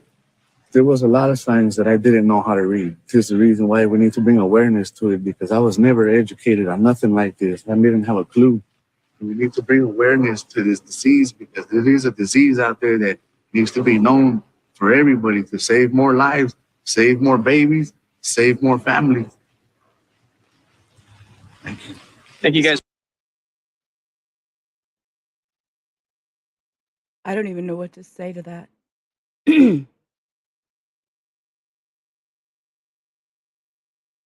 Don't even know what to say. More awareness. More clarity of that this happens and that this is real. This does happen to women out there. The fact that men didn't understand. He didn't understand. He's seen signs, but he didn't know. He didn't know. He didn't know where to turn to get help. Or did he? His pride get in the way to speak up and say, hey, I see something's wrong with my wife, maybe. But did he see anything? He's saying he didn't. He was too busy doing his thing and left everything to her at home with the kids. You're right, he is speaking the truth. Thanks for being here today. Thank you. Thank you, Rudy. Rudy was the victim. He was the family member of the children who were killed. And yet he wasn't calling her Bye, Hannah. evil or anything and distancing himself from her and showing anger or anything. He was standing by her. I was surprised. I'd really never seen a case like that. People affected by the postpartum psychosis, they're not themselves anymore. They don't know what's real. They don't know what's fake. There's no way Carol could have hurt her babies knowing that they were her babies.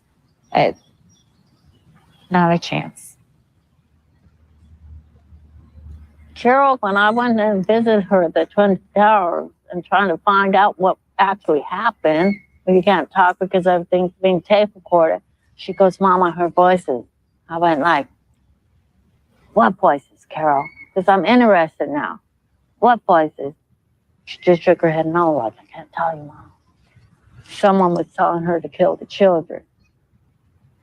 So, of course, that's lingering in my head. Like, that happened to me. But when I had that, tell me, kill my child when I was breastfeeding, well, I didn't take action. So, like I said, I don't understand. If it's hereditary, yeah, I had a symptom of that.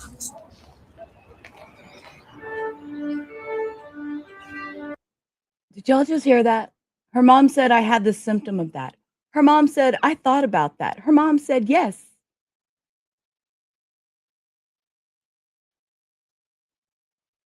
My child, when I was breastfeeding, well, I didn't take action. So, like I said, I don't understand. But she didn't take action. But she felt it. She dealt with it. It's hereditary. Yeah, I had a symptom of that.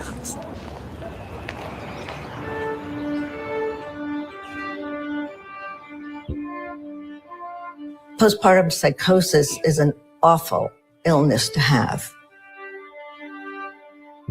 Often it will occur very abruptly. The symptoms include confusion. They may not know where they are or what day it is. These are women who have a complete break. I do not know that. That's what she just said. She just sasses it hereditary. I will look it up. Cindy might know that answer, but I'll look it up while this is playing. With reality in that they are hearing voices or even seeing delusions, seeing things that aren't there. they lose the ability to distinguish between what's reality and what's just a hallucination. There are delusions associated with postpartum psychosis. Sometimes it's about the baby being evil. Sometimes. Well, here you go.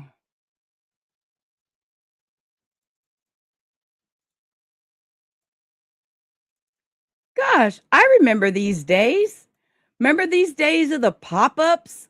Gosh, it's been a while since I did a pop-up information in a trial. Geez, yes, postpartum psychosis has a strong genetic component. Research estimates its family-based hereditability at 55%, meaning it has an exceptionally high biological and hereditary predisposition. Thank you for that. Geez, it's been a while since we did a trial in here. So I forgot I used to do that. Yes, little pop-up infos. Ask anything. Rubber will find it. Sometimes mother is feeling terribly inadequate. Postpartum psychosis is a psychiatric emergency, and these women must be separated from their babies because we don't really know what's going on in their minds. The statistics are that about 4% of these women will commit infanticide, and about 5% of these women will commit.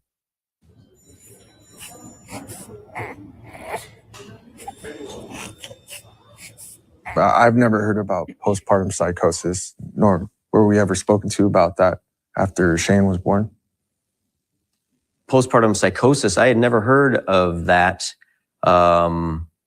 In fact, until I don't even know, 4, 5, 6 months ago, when I started looking into postpartum depression after my wife was dead. I respect that, Mustang. I respect that a lot. Did you hear what this man just said?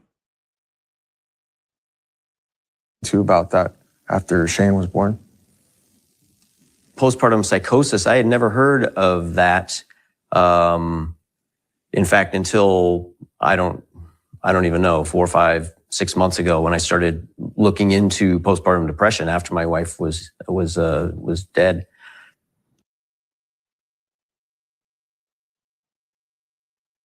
Absorb that thought a second. He didn't stop looking. He did not start looking into postpartum depression till after she was deceased.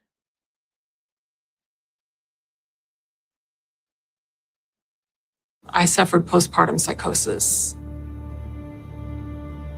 I had it with my first child in 1980. During my first prenatal visit, when I saw my midwife, I told her I had done some pretty crazy things after Allison was born and I was hospitalized in the psychiatric unit. And her advice at the time was, you don't have to worry about that happening again. I had a daughter named Melanie who wanted a baby more than life itself. And when Melanie delivered her baby, she went into postpartum psychosis immediately. I had no idea how deadly it was. I had no idea how many mothers had killed their children under the influence of postpartum psychosis.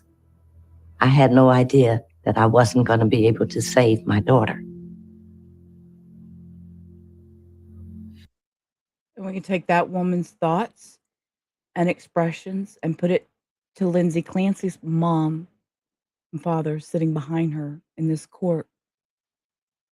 It's probably nothing they ever in their wildest imagination thought their child would be capable of. Everything really was picture perfect until I stopped nursing Michael at 9 months. Little did I know that that was going to drive me completely insane. And that's what happened.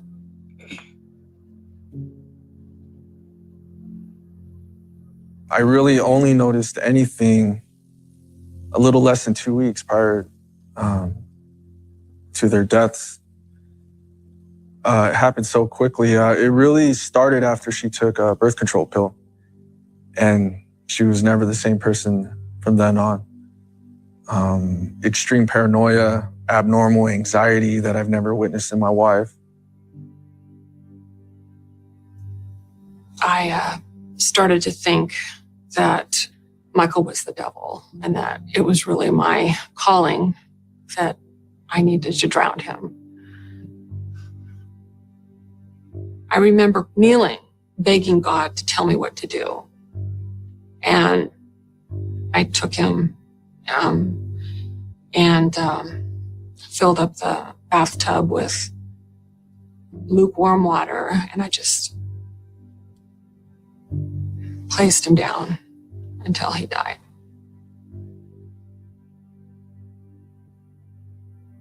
It seemed like Melanie was determined to die.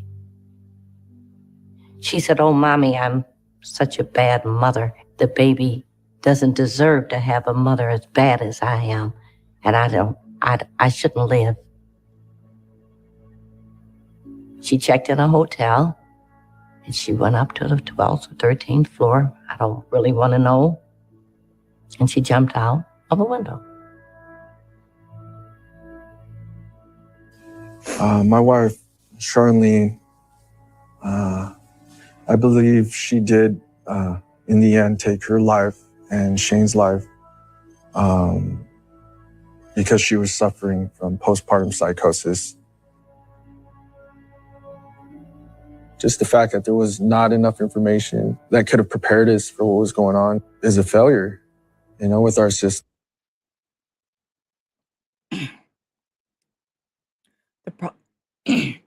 The problem is the information is there. It's just getting it to the right people at the right time. Maybe, and this is just me thinking out loud, maybe we need to think about before a child's born, talking about what's going to happen afterwards. Is there a therapy session, or I'm just talking out loud here, and please excuse me, something that can help these families, not only the women, but the men, understand that there's a possibility that things may not be normal. My wife is dead. My kids have no mom. What I want to tell guys out there, or husbands, if you know or you feel something's off, you need to go talk to somebody. You need to go get help. And high five. Thank you. I would go even so far as to say you need to get her in the car, like right then, and go somewhere like a hospital. Yes, sir. Amen. You want to go by Carol's house where she kind of grew up? Sure.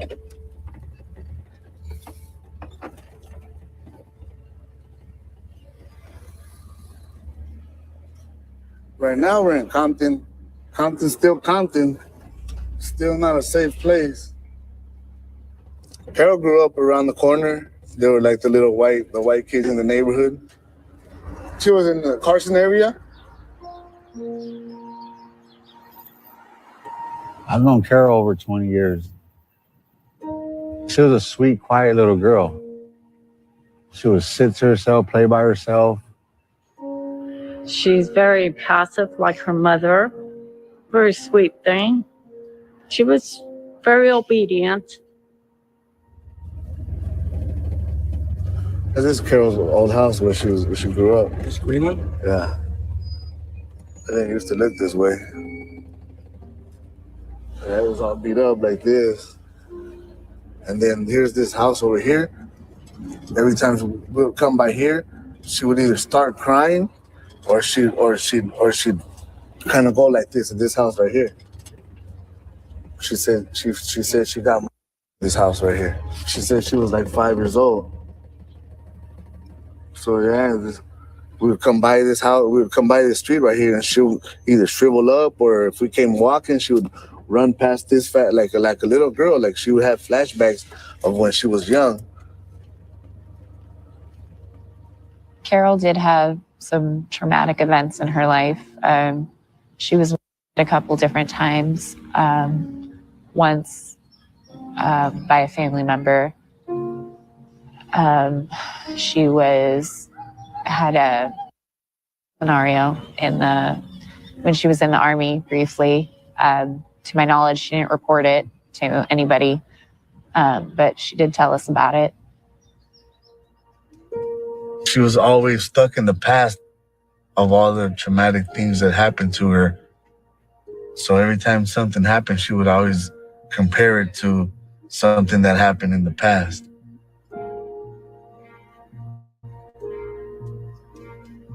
And her past, she was real fearful of.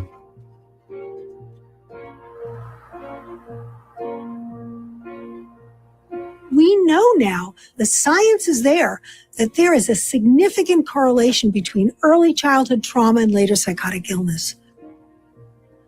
I think we have to look back at her psychiatric history, her trauma history, so that we can understand how did she get from this place where she gave birth to this child that she really wanted to the events that occur. You know, what's so fascinating about this case and tragic, of course, at the same time, is that there were 3 babies lost. Right. Not just one. And because it's 3 babies and not one, we vilify her 3 times as much. Instead of recognizing that that's a risk factor. They were all under 3, and what mom doesn't understand. And a woman with mental illness, a woman who was seriously mentally ill. I mean, you're familiar with Carol's case. Mm-hmm. You've spoken with Rudy. You're very well versed in, her own trauma history. And it's like a textbook. I mean, she checks all the boxes. She has, first of all, was hearing, voices from the time she was age 5, has been a witness to domestic violence, has been repeatedly, and so all of us can only withstand so much. When I look at the facts around Carol's case, the mental illness piece actually isn't just the psychosis. It's every bit of the baggage that she brought with her into the work of parenting. Who would have thought that it'd be a great idea to have a woman who had as much trauma as she did as a child at home by herself with a 2.5-year-old, a 1-year-old, and a newborn? I mean, who should be alone in the house with a 2.5-year-old, a 1-year-old, and a newborn for hours at a time? That's a prescription for disaster, and yet we expect this of mothers every day. I mean, who among us is so hardy and healthy and strong that we can go into parenting 3 little kids in isolation that way? It's a system that's set up for failure.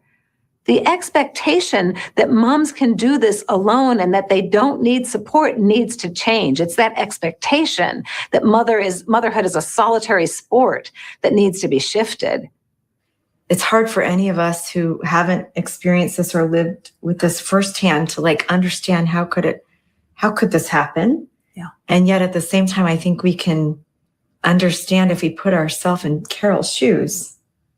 Maybe that could have been me. I wasn't such a strong mom when I had my babies. It was so hard. So it could have been me. Could have been me. It's kind of interesting to sit here and look at all the different perspectives of these women. I can remember when I had muffins, my sole thought was, this is mine. I could never hurt her. I could never, this is the only thing that's going to love me unconditionally. And it was something I could never harm. So take that as you will. Now thinking back, knowing about postpartum, I see the signs now. She was getting depressed. But on the flip side of that, I do know personally somebody who dealt with postpartum psychosis that I did take their child and take care of for a period of time. So I do know it exists. So I do want to say that also. about a month or two before the incident. Her eyes were drooping and she just kept saying, "Oh man, Robin, I'm so tired." She would just describe her nights. As soon as she got Xenia down, Yazzie would wake up, and then Yazzie screaming would cause Rudy to wake up, and then he would yell at her, which would then wake up Xenia, and then now she has two babies to deal with. It was rough. I told her, I was like, you need to get him to help you. In May, I sensed that Carol was very overwhelmed. She was depressed. She was trying to do the best she could. She was trying to help put the girls in daycare and go back to work, because that was the only way that she would be able to further her annual salary. She didn't like where they were living. They were living in a back house that was a garage converted into a room, a room and a half. It was very small. It wasn't a place for the girls to play in the front yard. Given the childhood that she dealt with, she wanted more for her children.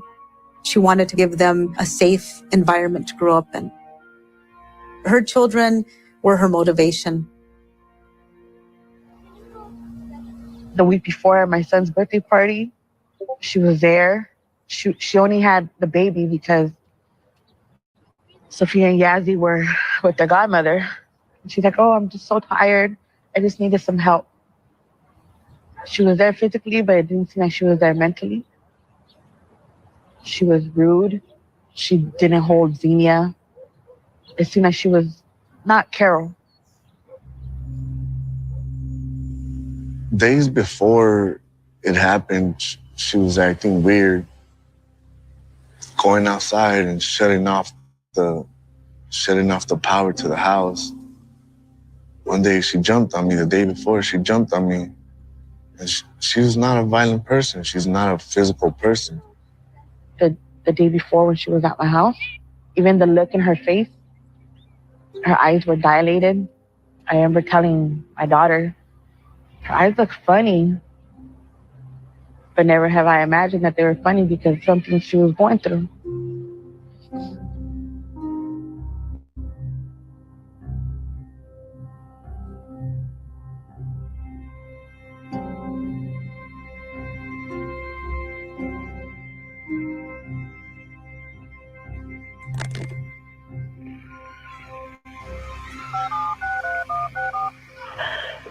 Your call has been forwarded to an automatic voice message system. Mom, I just need you to call me back, please. She was acting weird since the morning. Since we woke up, she was acting weird. She woke up, screamed like a crazy person. And I didn't know how to deal with it or how, so I just kind of walked out and called her mom. I feel guilty about that day because I couldn't answer my phone. I was driving school buses. And it kept ringing.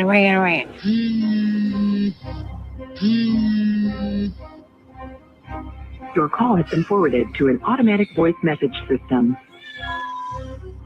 I need help. I'm just nervous. I've been having anxiety. I can't sleep. And everything just feels really wrong. I think I just need. These voicemails are going to be very, very triggering, but they are very open and honest feelings of what Carol was feeling at the time. So I need you to call me back when you have a second, okay? I love you.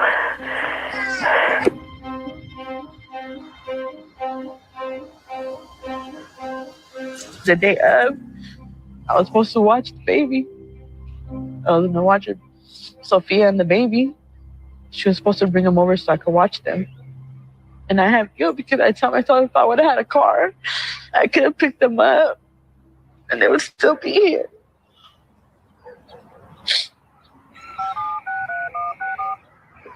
Your call has been forwarded to an automatic voice message system. Mom, if you could call me back, I think I really need some help. We had a really big fight this morning, and I don't know what to do anymore. We're running out of money, and I slept. I'm so tired. In the afternoon, I was outside working on a car. In the afternoon, I went to the auto parts to get a part for the car. But before I left, I called her mom again and told her that she was acting weird. Carol was acting real weird. I get off work at 4:15. I parked in the driveway. I went in the house, and but I said, Carol, you okay? The girls were dressed, all three laying on the bed, and I thought they were all three asleep.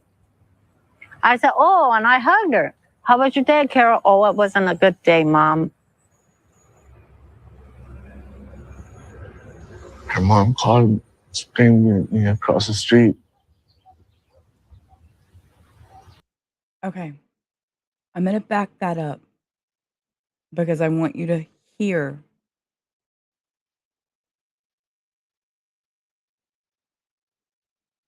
I parked in the driveway. I went in the house. It's going to be the last thing this woman ever expected to walk into that house and find. And but I said, Carol, you okay? The girls were dressed, all three laying on the bed, and I thought they were all three asleep. I said, oh, and I hugged her. How about your day, Carol? Oh, it wasn't a good day, Mom. Her mom called, screaming me across the street. And she didn't want me to go in the house. She told me, Carol, kill my daughter. Then I went inside. I see my little girl's dead. Carol was naked holding a knife. And I wanted to kill her. I wanted to kill her. But I don't know what stopped me. She backed up and went around that bed. She did have a knife in her hand.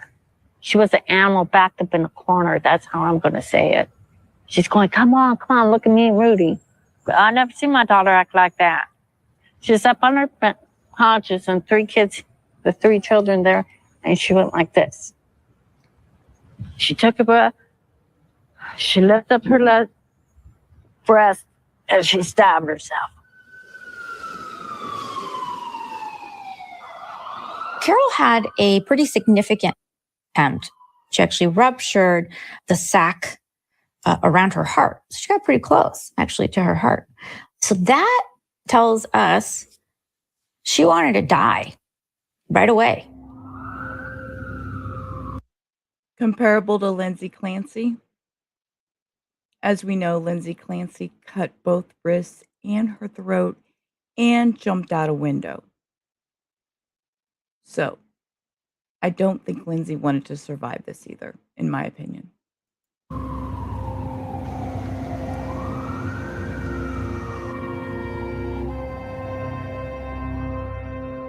In a surprising number of cases of mothers who kill their children, there's also an attempt. It's all a product of a decision that the mom has made, that she's failed in her job and that she has to kill herself. And then this, again, distorted thinking about what a good mom would do if she's actually going to kill herself, which would be to protect her children by taking them with her. And it's a pattern that is not always recognized because the crime of killing the children is so heinous and shocking that we ignore the attempt. We just sort of, it was like not even a serious attempt. But we actually strip ourselves then of the ability to understand these cases, that the genesis of the crime comes from the mom's decision that she can't go on anymore.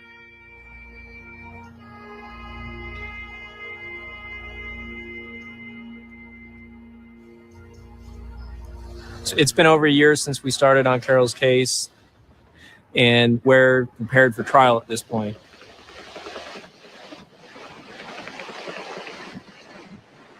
Well, it's a big case. It's an important case. You know, Carol's life is on the line here, and it's basically an area of law that's really not touched a lot. It's not seen a lot. And I don't think the laws are necessarily in line with what the defense is. So we're hoping that we can get the right result and change things, change the way that it's seen. And maybe things will change in the future. That's what we're hoping. It sure was a windy day in California that day. I just needed to stop and say that. We're hoping for a change in the law.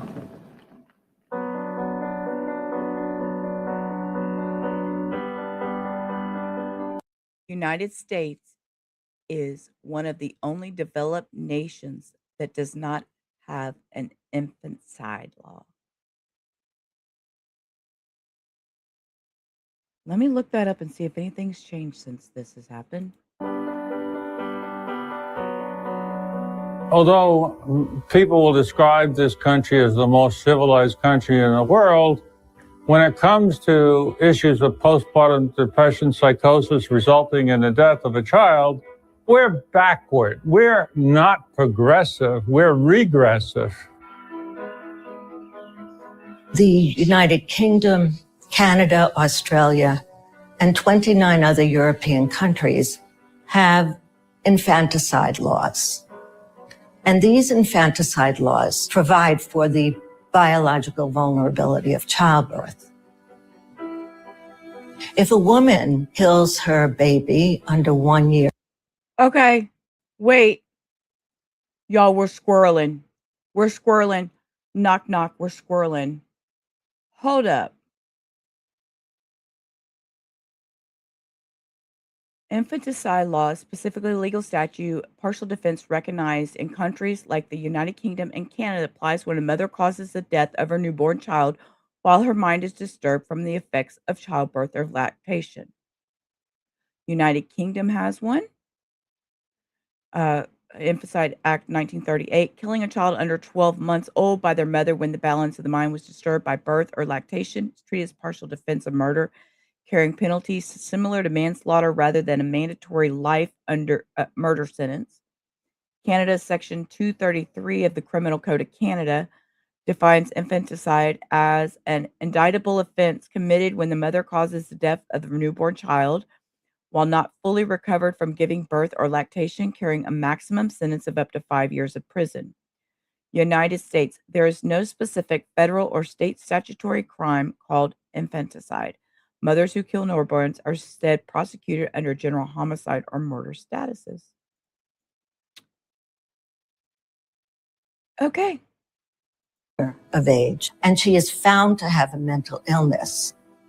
She is charged with manslaughter instead of homicide, and she's sent to a psychiatric hospital. Here in the United States, we think of these issues very, very differently.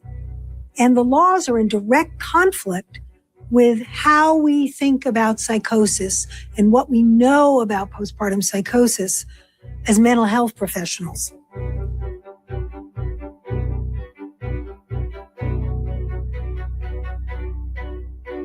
The way that the criminal justice system responds to mental illness is to have a statute. Every state has its own statute for deciding who's insane and who's not.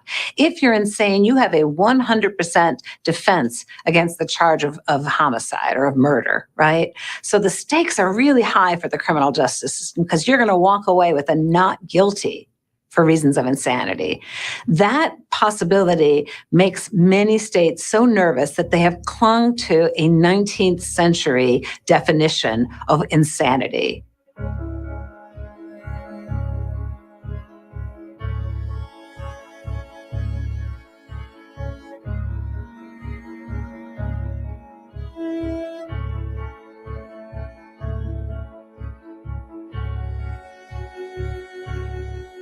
About half of our states has something called the McNaughton statute. And what that states is that in order to be found mentally ill, the person did not know right from wrong at the time of the crime. These laws assume that a person who is in the throes of deep mental illness is actually capable of thinking logically about right and wrong. And from the medical point of view, by definition, somebody who is in the throes of this profound psychotic episode is not capable of rational thought. Our doctors laugh at it when we tell them, oh, this is how you decide who's insane and who's sane.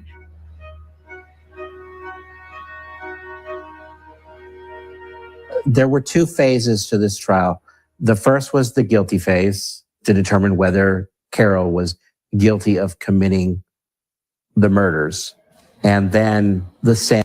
And remember, it was a bench trial. It was a trial judged by the judge. It wasn't a jury of her peers. Sanity phase.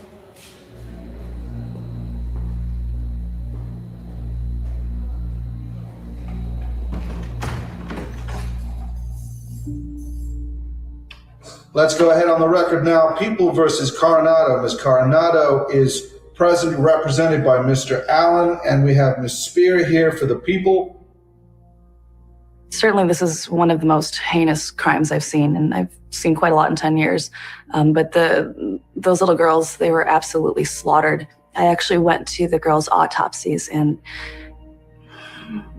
those girls were babies. And to see babies laid out on a cold slab like that was just absolutely terrifying. Absolutely terrifying. It's something I will never, ever forget. The prosecutor had investigators describe the knives they found, including 3 knives laid out on a table. She's accusing Coronado of planning the murders.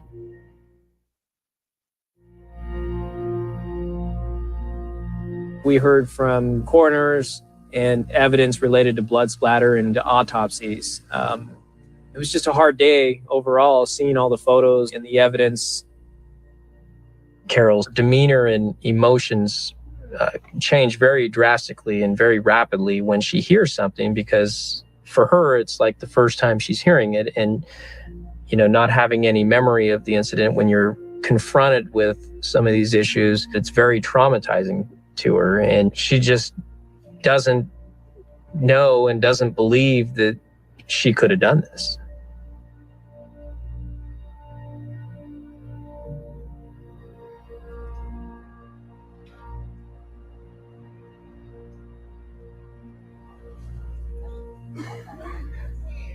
We got to court this morning. We were supposed to go right into our closing arguments, but Carol had some type of psychotic break. You know, she's confused. She's asking for her mom, asking for her kids, and asking for Rudy. At this time, the court reporter cannot hear Mr. Allen. Make a record because of the disruptions by Ms. Coronado. At this time, the court is going to order that she be removed from the courtroom. Stop saying my name. While you're doing that, go ahead and make a record. Your Honor, during the course of the morning, my client became more despondent. Let me talk. I need to talk. More withdrawn, confused, incoherent, and her overall behavior has altered. I need to. This is a reenactment of the court hearing or the court proceedings. They have the transcript, but nothing was allowed in court. So what you're hearing is a reenactment. She was not okay that day of trial. She does. She looks just like her mom, Mustang. She looks just like her. While you're doing that, go ahead and make a record. Your Honor, during the course of the morning, my client became more despondent. Let me talk. I need to talk. More withdrawn, confused, incoherent, and her overall behavior has altered. I need Ms. Coronado. Stop moving the table. All right, let's go ahead and remove her. Remove her from the court, please. Mr. Allen, you may continue with the record. Mr. Allen, you may continue with your record. She was lifted and removed by handcuffs. They lifted her off the ground. She screamed through the hallway. It was terrifying. You know, I've never seen her like this before. I don't believe she understands the nature of why she's there anymore. She's having a severe psychotic break. I declared a doubt as to her competency, and the judge didn't find substantial evidence of that today. She feels alone, you know, she feels trapped. And I'm afraid for her safety and her well-being right now.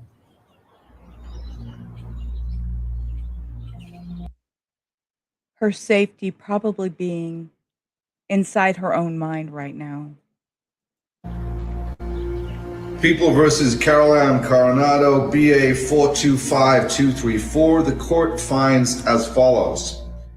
The court finds the defendant guilty of murder upon Xenia C, guilty of murder upon Yazmine C, guilty of murder upon Sophia C.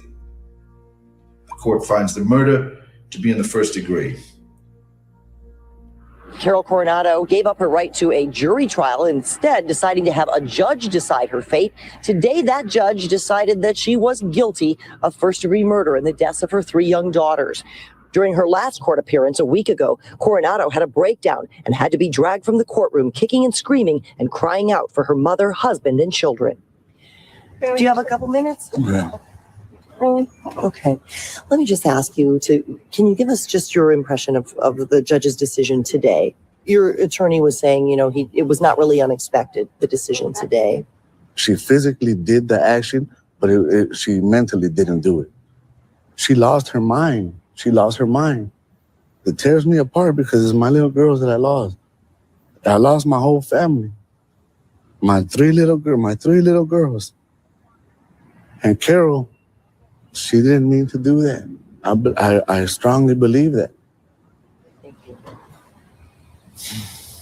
The sanity phase of the trial, that begins tomorrow. Now, since the DA is not seeking the death penalty in this case, the sanity phase will decide whether Carol Cornado spends the rest of her life in prison or is sent to a mental hospital.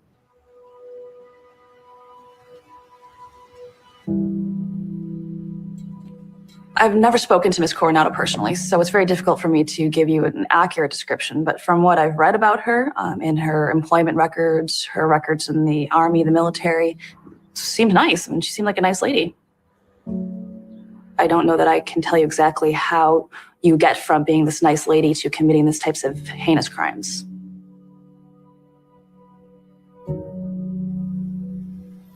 It was hard to see from behind her, but her lawyer says Carol Cornado did shed a few tears. Deputies were describing what they found in her bedroom in Carson in May of last year. When one deputy saw her, he said, quote, she just had a blank stare on her face. Another said, quote, I don't know if she knew we were there or not. They saw her in a state of confusion, and that confusion is very important for major depressive disorder, postpartum psychosis, the blank stare, everything that shows she's just not all there. Well, my role in the trial was to help explain Carol's state of mind at the time that she took the life of her 3 children. I met with Carol 3 or 4 times. It was very, very clear to me that with the birth of each of her children, her perinatal mental illness became more and more severe. It was very clear to me after I left her the first time that this was a woman who had suffered with postpartum psychosis.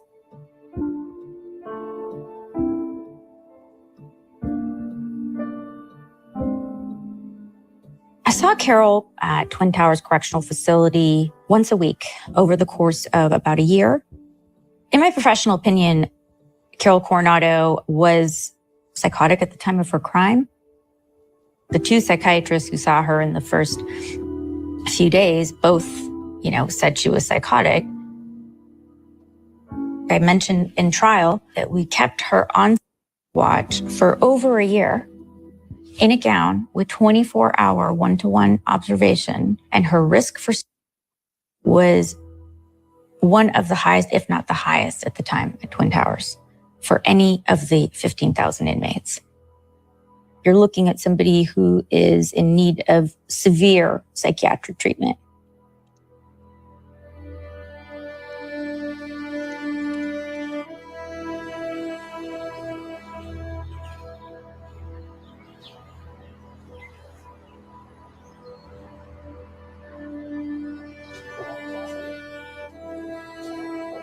She needs help. She belongs in somewhere where they can get her help. She's a role model person. This disease took over her mind, and She needs mental help. The court finds as follows. The record should reflect that the court did consider Rule 4.423, subsection B, subsection 2, that the defendant was suffering from a mental or physical condition that significantly reduced culpability for the crime. The difficulty the court had with that rule was that although the court found the defendant was suffering from a mental or physical condition, the language significantly reduced culpability is something where the court believed it lacked. She is ineligible for probation and probation is denied. The defendant is sentenced to 3 consecutive life terms of imprisonment without the possibility of parole. And a South Bay mother is going to spend the rest of her life behind bars for murdering her 3 daughters. Her lawyer says she suffered from postpartum psychosis. Well, today the judge said that he believes Coronado needs treatment, but he said, quote, that treatment will have to be in state prison. I can't tell you why the judge wasn't able to understand the role that mental illness played in Carol's case. It just doesn't seem like a just outcome to me. I don't know how it's serving justice really at all to have her spend the rest of her life in prison.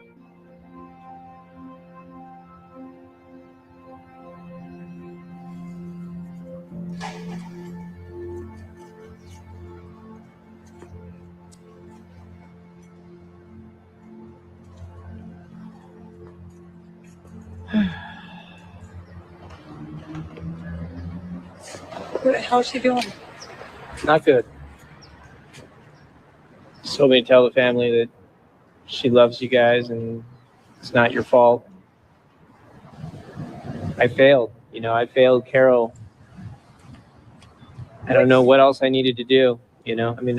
Obviously I respect the judge and his opinion, but he got it wrong. I think the evidence was there. I just don't know what was missing. So when you look at this and you look at postpartum psychosis and you recognize that it's real, it's placed right in front of our face and there's no other rational explanation, and they still won't even consider it.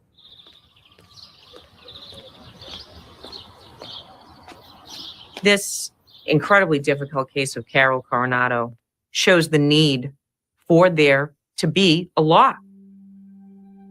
There is a gap when the judge says, I understand the individual was suffering from mental health challenges, but we don't have any regulations to address this. And we still don't. You're going to rot in a jail cell for the rest of your life, and we're not going to address the actual issue. Makes no sense to me as a civil society. We failed her twice.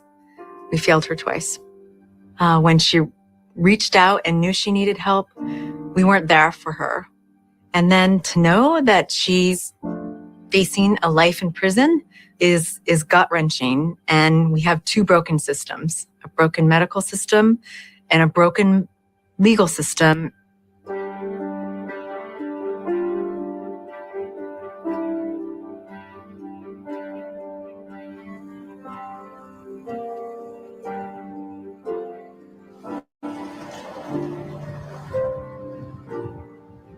The idea of Carol being in jail, it's unreal. It hurts me. I wish I could help her. She needs help. It pains me to know that she's sitting there. Because guess what? It can happen to you, it can happen to me, it can happen to anyone. It's unbearable, and it's something that we should fight for her. I have sympathy for what happened to Miss Coronado leading up to the murders. She was in an extraordinarily bad situation. Her family was financially strapped for cash. She was stuck caring for these kids every single day. So I have sympathy for her situation up until the time of the murders. But obviously I have no sympathy for a person who commits those types of crimes. It seems obvious to me, having studied these cases for so long. Okay, but I have to say, having sympathy for someone and understanding this is difficult.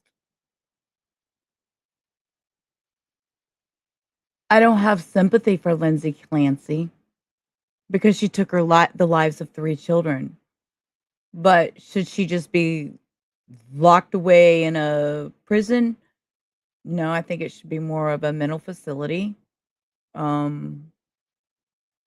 Because obviously she had some I don't know. God, now I'm all torn and confused. I'm gonna be quiet and let them talk. Many years that the right response is one of empathy, because unless we try to put ourselves in their shoes, we strip ourselves of the ability to stop crimes like this from happening in the future. So if we care about the babies, then we need to actually put ourselves in her shoes and figure out what she would have needed in order to be able to succeed at parenting under these circumstances. I am not spending my life behind bars. I think I've been given a great opportunity. After I lost Michael, I was tried by a judge who found me not guilty by reason of insanity. I went back to school. I got my master's degree in nursing. I wrote my thesis on screening for postpartum mental illness. I think my story is one of hope. I've lived that horrible story, and I've been able to overcome it.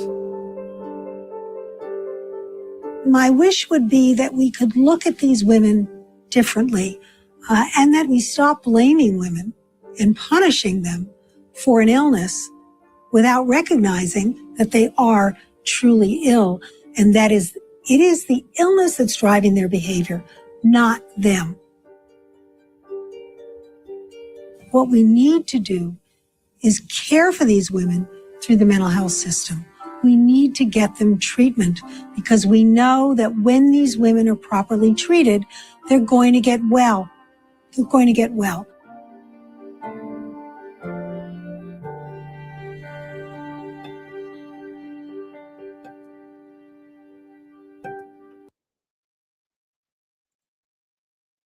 Okay, we're going to pivot. I have it's actually 19-minute episode. This is about Andrea Yates, and then we're going to pull it all together with an ending, and that's going to be our stream. Just because we've talked about Andrea Yates, I feel like I should at least throw this in here. This is from my local news station, ABC 13. I'm going to drop it in the chat. I will also add it to the description box afterwards because it's not in there as of now. But I wanted to just wrap it up with Andrea Yates to see her brief story. And like I said, this is less than 20 minutes. What's your name? Andrea Yates. What's the problem? I just needed to come. Is your husband there? No. Well, what's the problem? Well, I need him to come. I need to know why we're coming, ma'am. Is he there standing next to you? Or she? Are you having disturbance? Are you ill or what? Yes, I'm ill. You need an ambulance? No, I need a police officer. We're going to bring you some breaking news now out of the Clear Lake area. Houston police. Dead Koch. God, I haven't seen him in years. Oh, okay. Sorry. Say they were called to a welfare scheme. Has not been charged just yet. We do know that within the last couple of hours, it happened in the house you see behind me here. The father is a NASA engineer. Police say while he was at work, his wife drowned their 5 children. You love your children. Yeah, it's not the right way though.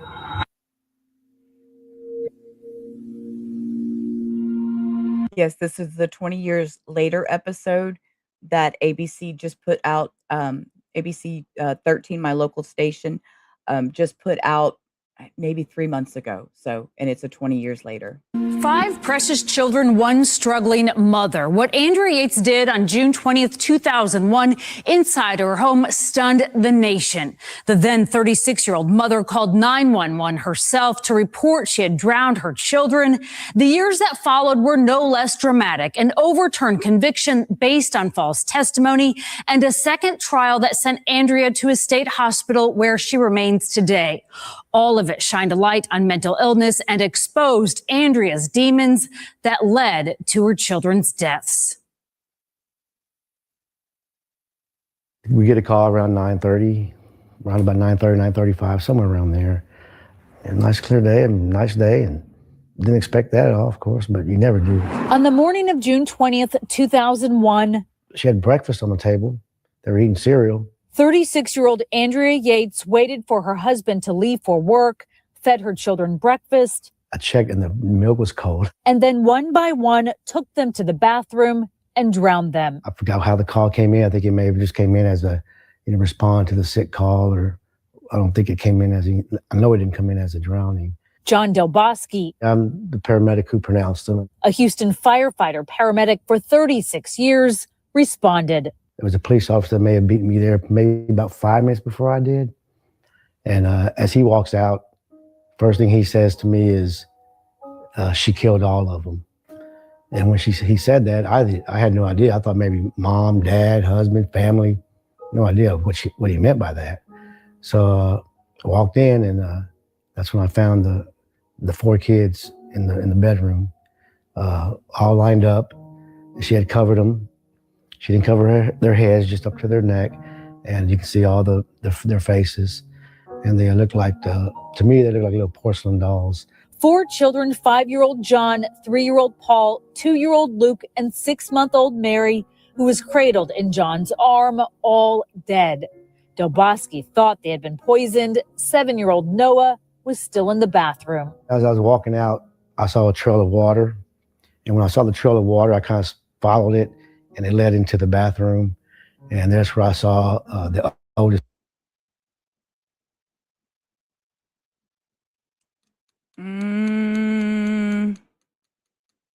Let me look into that. Let me look. I'm gonna hit play, and we're gonna let me dig in my little filing cabinet box over here. Hold up. Child, I believe that was Noah, if I can remember correctly. And he was still in the bathtub, face down. He was just bobbing in the water. That's when I realized she drowned him. So yeah, that was that day. Seeing 5, deceased kids, babies, it's pretty difficult. It's pretty difficult to see that. So yeah, it's probably, obviously it was my worst call, I think. Yeah. It happened in For the most of house us, you it see is behind me. Soon media and more police descended on the 900 block of Beachcomber in Clear Lake, Texas, southeast of Houston. Killed her children. The children's father, Rusty Yates, rushed home. Del Bosque remembers his brief conversation with the woman whose actions would dominate headlines. She was on the couch, sitting on the couch, and I believe that. Pop up time with Rubber. Andrea Yates was not traditionally active in a standard local church, but she and her husband were deeply involved with the independent fire and brimstone teachings of itinerant Christian preacher Michael Warrenecki. Oh my God, I'd forgotten about this. Damn you. God, Cindy, how did you remember this? Whose organization had been described by followers and investigators as a cult. I forgot that Warrenecki was involved. That officer had her in handcuffs, and she was just sitting on the couch, just kind of glaring at the wall, real like in a gaze, or haze, just like a little zombie, just had no clue what she did, because she had no tears or anything like that. And we made small talk. She had a bus out back, and I asked her, I go, well, I really didn't ask her. I go, man, there's a bus out back. And she said, yeah, we used to live in it. Andrea and Rusty, a NASA engineer, were married in 1993. Children soon followed. They wanted a big family. Rusty shared many home videos like these online as a memorial to his children. The family moved from the converted bus to this modest home after Luke was born. Andrea homeschooled them. Her mental state was deteriorating. In 1999, she had a mental breakdown, overdosed, and was hospitalized. The first of 4. So obviously you heard that right there. She had a mental breakdown, was overdosed, and was hospitalized. So she was in treatment. Yes, she drowned them because she had to save them. 4 hospitalizations in 2 years. One doctor advised the first of 4 hospitalizations in 2 years. 2 years. One doctor advised against having more children. Then Mary came in late 2000. I said, is anyone hurt? And she said, yes. And I said, who? And she said, the children. Rusty quickly faced the cameras. A day after he lost all of his children, he clutched a family photo and voiced his support for Andrea. She loved those kids. Read up as much as I possibly could about women's mental health. George Parnham had been hired as her attorney hours earlier, a referral from a lawyer who knew her family. I just knew what it was about, so I hesitated to call him back. In the back of my mind, knowing that this would be a mind-changing event in my legal life and personal life. But I did, and I was right. And the next morning at 7:30, Andrea's mother, her two brothers, came into my office, hired me, and 20 years later, here we are talking about her. Parnham was not only her attorney, but a staunch advocate, and now like family. She's like my daughter. Yep. He educated himself about women's mental health and postpartum depression. And just so you are aware and everybody aware, George is still very much a part of Andrea's life. He never left her side. He still sees her. Okay? He has never left her. This lawyer is, George Parnham is a beautiful soul. You know, you think of him being a criminal defense lawyer and he's a wonderful man. And went on the interview circuit. It was important for me to try to level the playing field. He remembers his first interaction with Rusty. It was at the Harris County Jail. Parnham met Andrea that same day. The depths of her illness. It was, Cindy, it was. Overwhelming to me. I remember so well looking and at her, and she had no pupils in her eyes. She didn't know why she needed a lawyer. She believed that Satan lived within her, and she, for the benefit of mankind, wanted to be executed so that the ruler, Quit coughing. as it is so stated in the Bible, and realistically it's the governor of Texas, right, could execute Satan. And therefore she would be able to save the world from Satan. In interviews with police, Andrea said she killed her children because she was not a good mother. She told a county psychiatrist she wanted to save them from Satan. Why would Satan want you to do something that saves the children? Scared. Because the act would condemn you.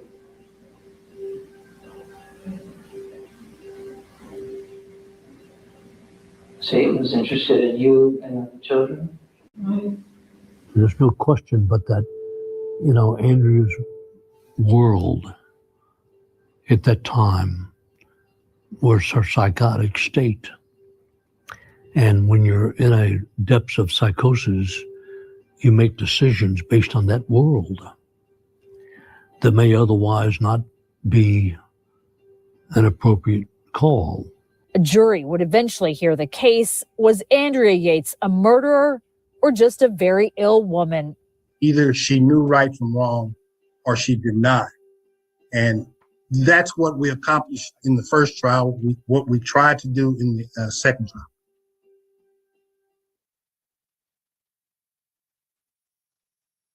Andrea Yates was unlike any defendant accused of such horrific crimes. She was first in her high school class, the captain of the swim team. She was a nurse, a mother.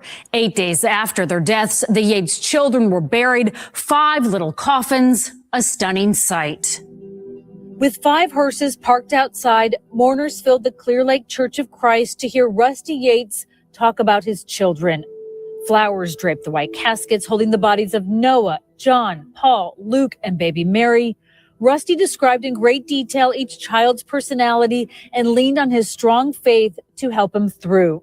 He did not mention his wife, Andrea Yates, who remained in jail on 24-hour suicide watch. Legal strategies were already being. And just so y'all are aware, Texas has the same as California. It's on the defense. It says here, Texas law only asks defendant know if the defendant knew if the act was wrong. Massachusetts law asks the same, but also considers whether the defendant had the impulse control or capacity to conform to law. Burden of proof. In Texas, insanity is an affirmative defense, meaning the defense must prove it by a preponderance of evidence. In Massachusetts, once the issue of criminal responsibility is raised, the prosecution bears the burden of proving it beyond a reasonable doubt. So it's the difference between preponderance of evidence and reasonable doubt. Informed. I think the jury, looking at Andrea, can't imagine how a sane mother would do what Andrea did. And so I think going in, there was a level basis for insanity. Andrea had attempted suicide twice, was admitted to psychiatric hospitals, and treated for postpartum depression and psychosis before the drownings. Early on, her attorney, George Parnham, revealed he was considering an insanity defense. A judge issued a gag order. There were questions about whether the state would seek the death penalty. The following February, her case went to trial. Our strategy basically was to focus the jurors' attention on the law, both the common sense definitions and how they correlated with the scientific definitions, and to make it a case that was simply, did she know right from wrong? That was all the state had to prove. Experts agreed that Andrea, with a history of mental illness, suffered from postpartum depression and schizophrenia, but defense and prosecution witnesses disagreed about how severe her illness was or whether it kept her from knowing right from wrong. We, the jury, in March, she was convicted. The state wanted death. The jury sentenced her to life in prison. After the verdict, her family said Rusty shared some responsibility. She had little help at home and was in a downward spiral, they said. Testimony revealed Andrea's doctor discontinued the strong antipsychotic medication Haldol just 16 days before she killed her children. Obviously very disappointed. Rusty always said he worked hard to get his wife the medical help she needed. He was never charged. He filed for divorce in 2004. We all stand behind Andrea. And you notice the difference is this man, Rusty, noticed things. He spoke up. He said things. He tried to get her help. And I'm Tom Cook. In 2005, more than 2 years into Andrea's life sentence, a bombshell. Said to be shocked but happy today when she heard that her conviction had been overturned. We took it all the way up. An appeals court overturned Andrea's capital murder convictions and ordered a new trial. Joe Omby, now retired and living in Kentucky, was the lead prosecutor. Park Dietz was our expert on the first case, and he was very well known nationally. And he testified that one of the law and order programs had run a program which basically paralleled the situation we were in. And we also had a tidbit of information which we was involved in a case that Andrea Yates habitually watched Law and Order.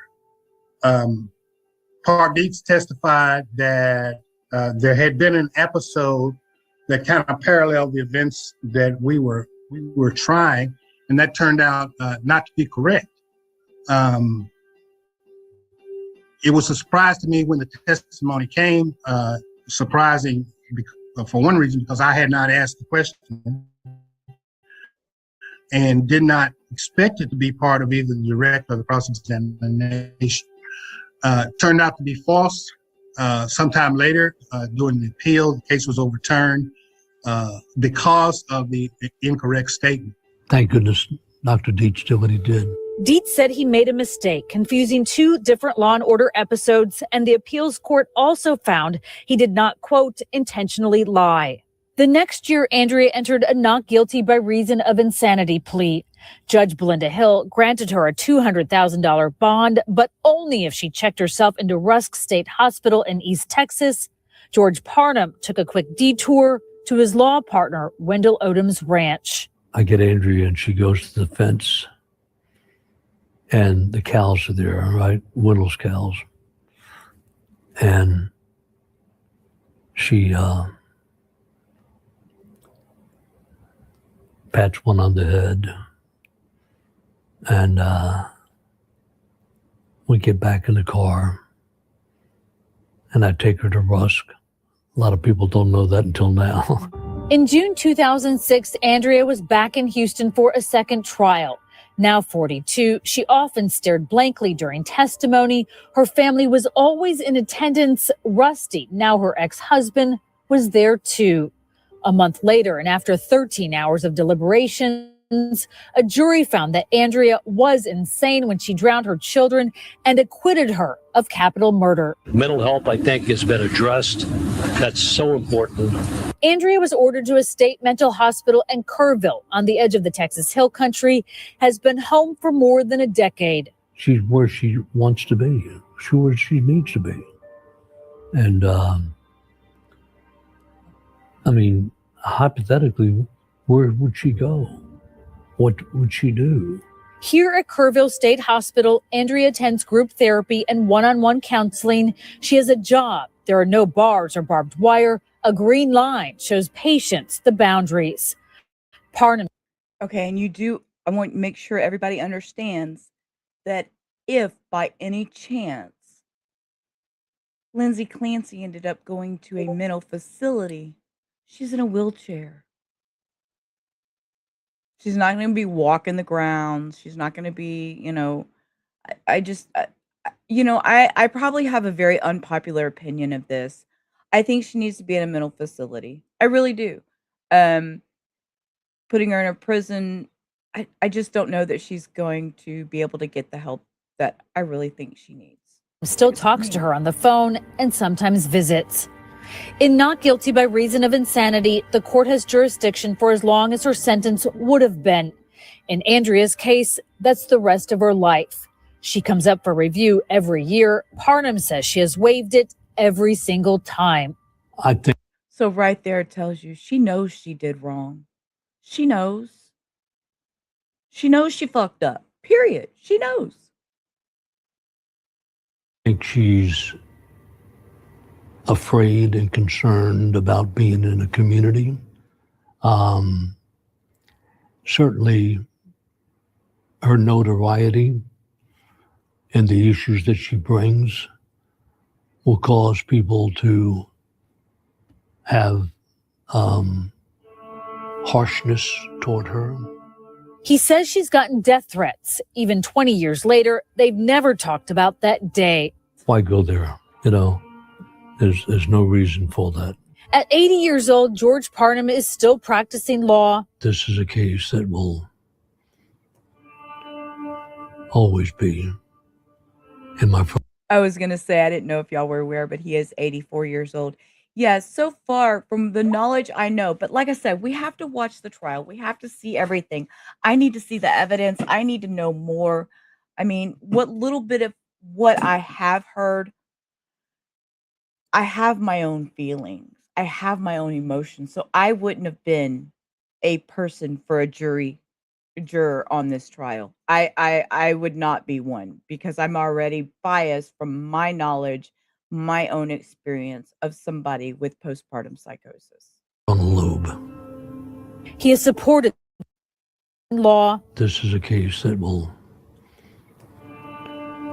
always be in my frontal lobe. He has supported the Yates Children Memorial Fund to educate people on women's mental health. Andrea's case has brought awareness to mental illness. This is such a major part of my legal existence. Not only her case, but the aftermath of cases like hers. And I just want juries to understand the mindset, right? That's critical. Rusty Yates did not respond to our request for an interview. He still lives in the Houston area. He has one child from a second marriage and is now divorced. Andrea turned 57 in July 2021. She has spent almost a third of her life institutionalized. George Parnham says that she is happy. If they had survived, all of the couple's children would have been in their 20s. Parnham still visits the children's graves and often gets asked what he hopes for Andrea. His answer is simple: whatever makes her comfortable. 20 years later, he remembers her first words to him. She leaned forward and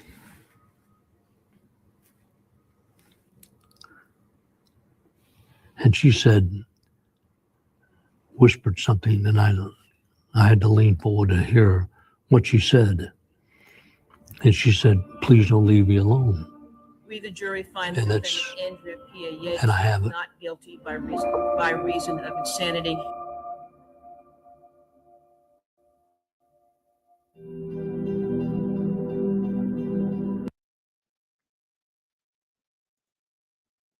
And he hasn't.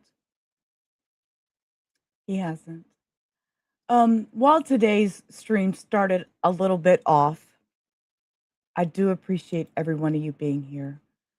So in closing, I want to tell y'all that's going to wrap up today's stream, but I want to leave y'all with something heavy to think about it.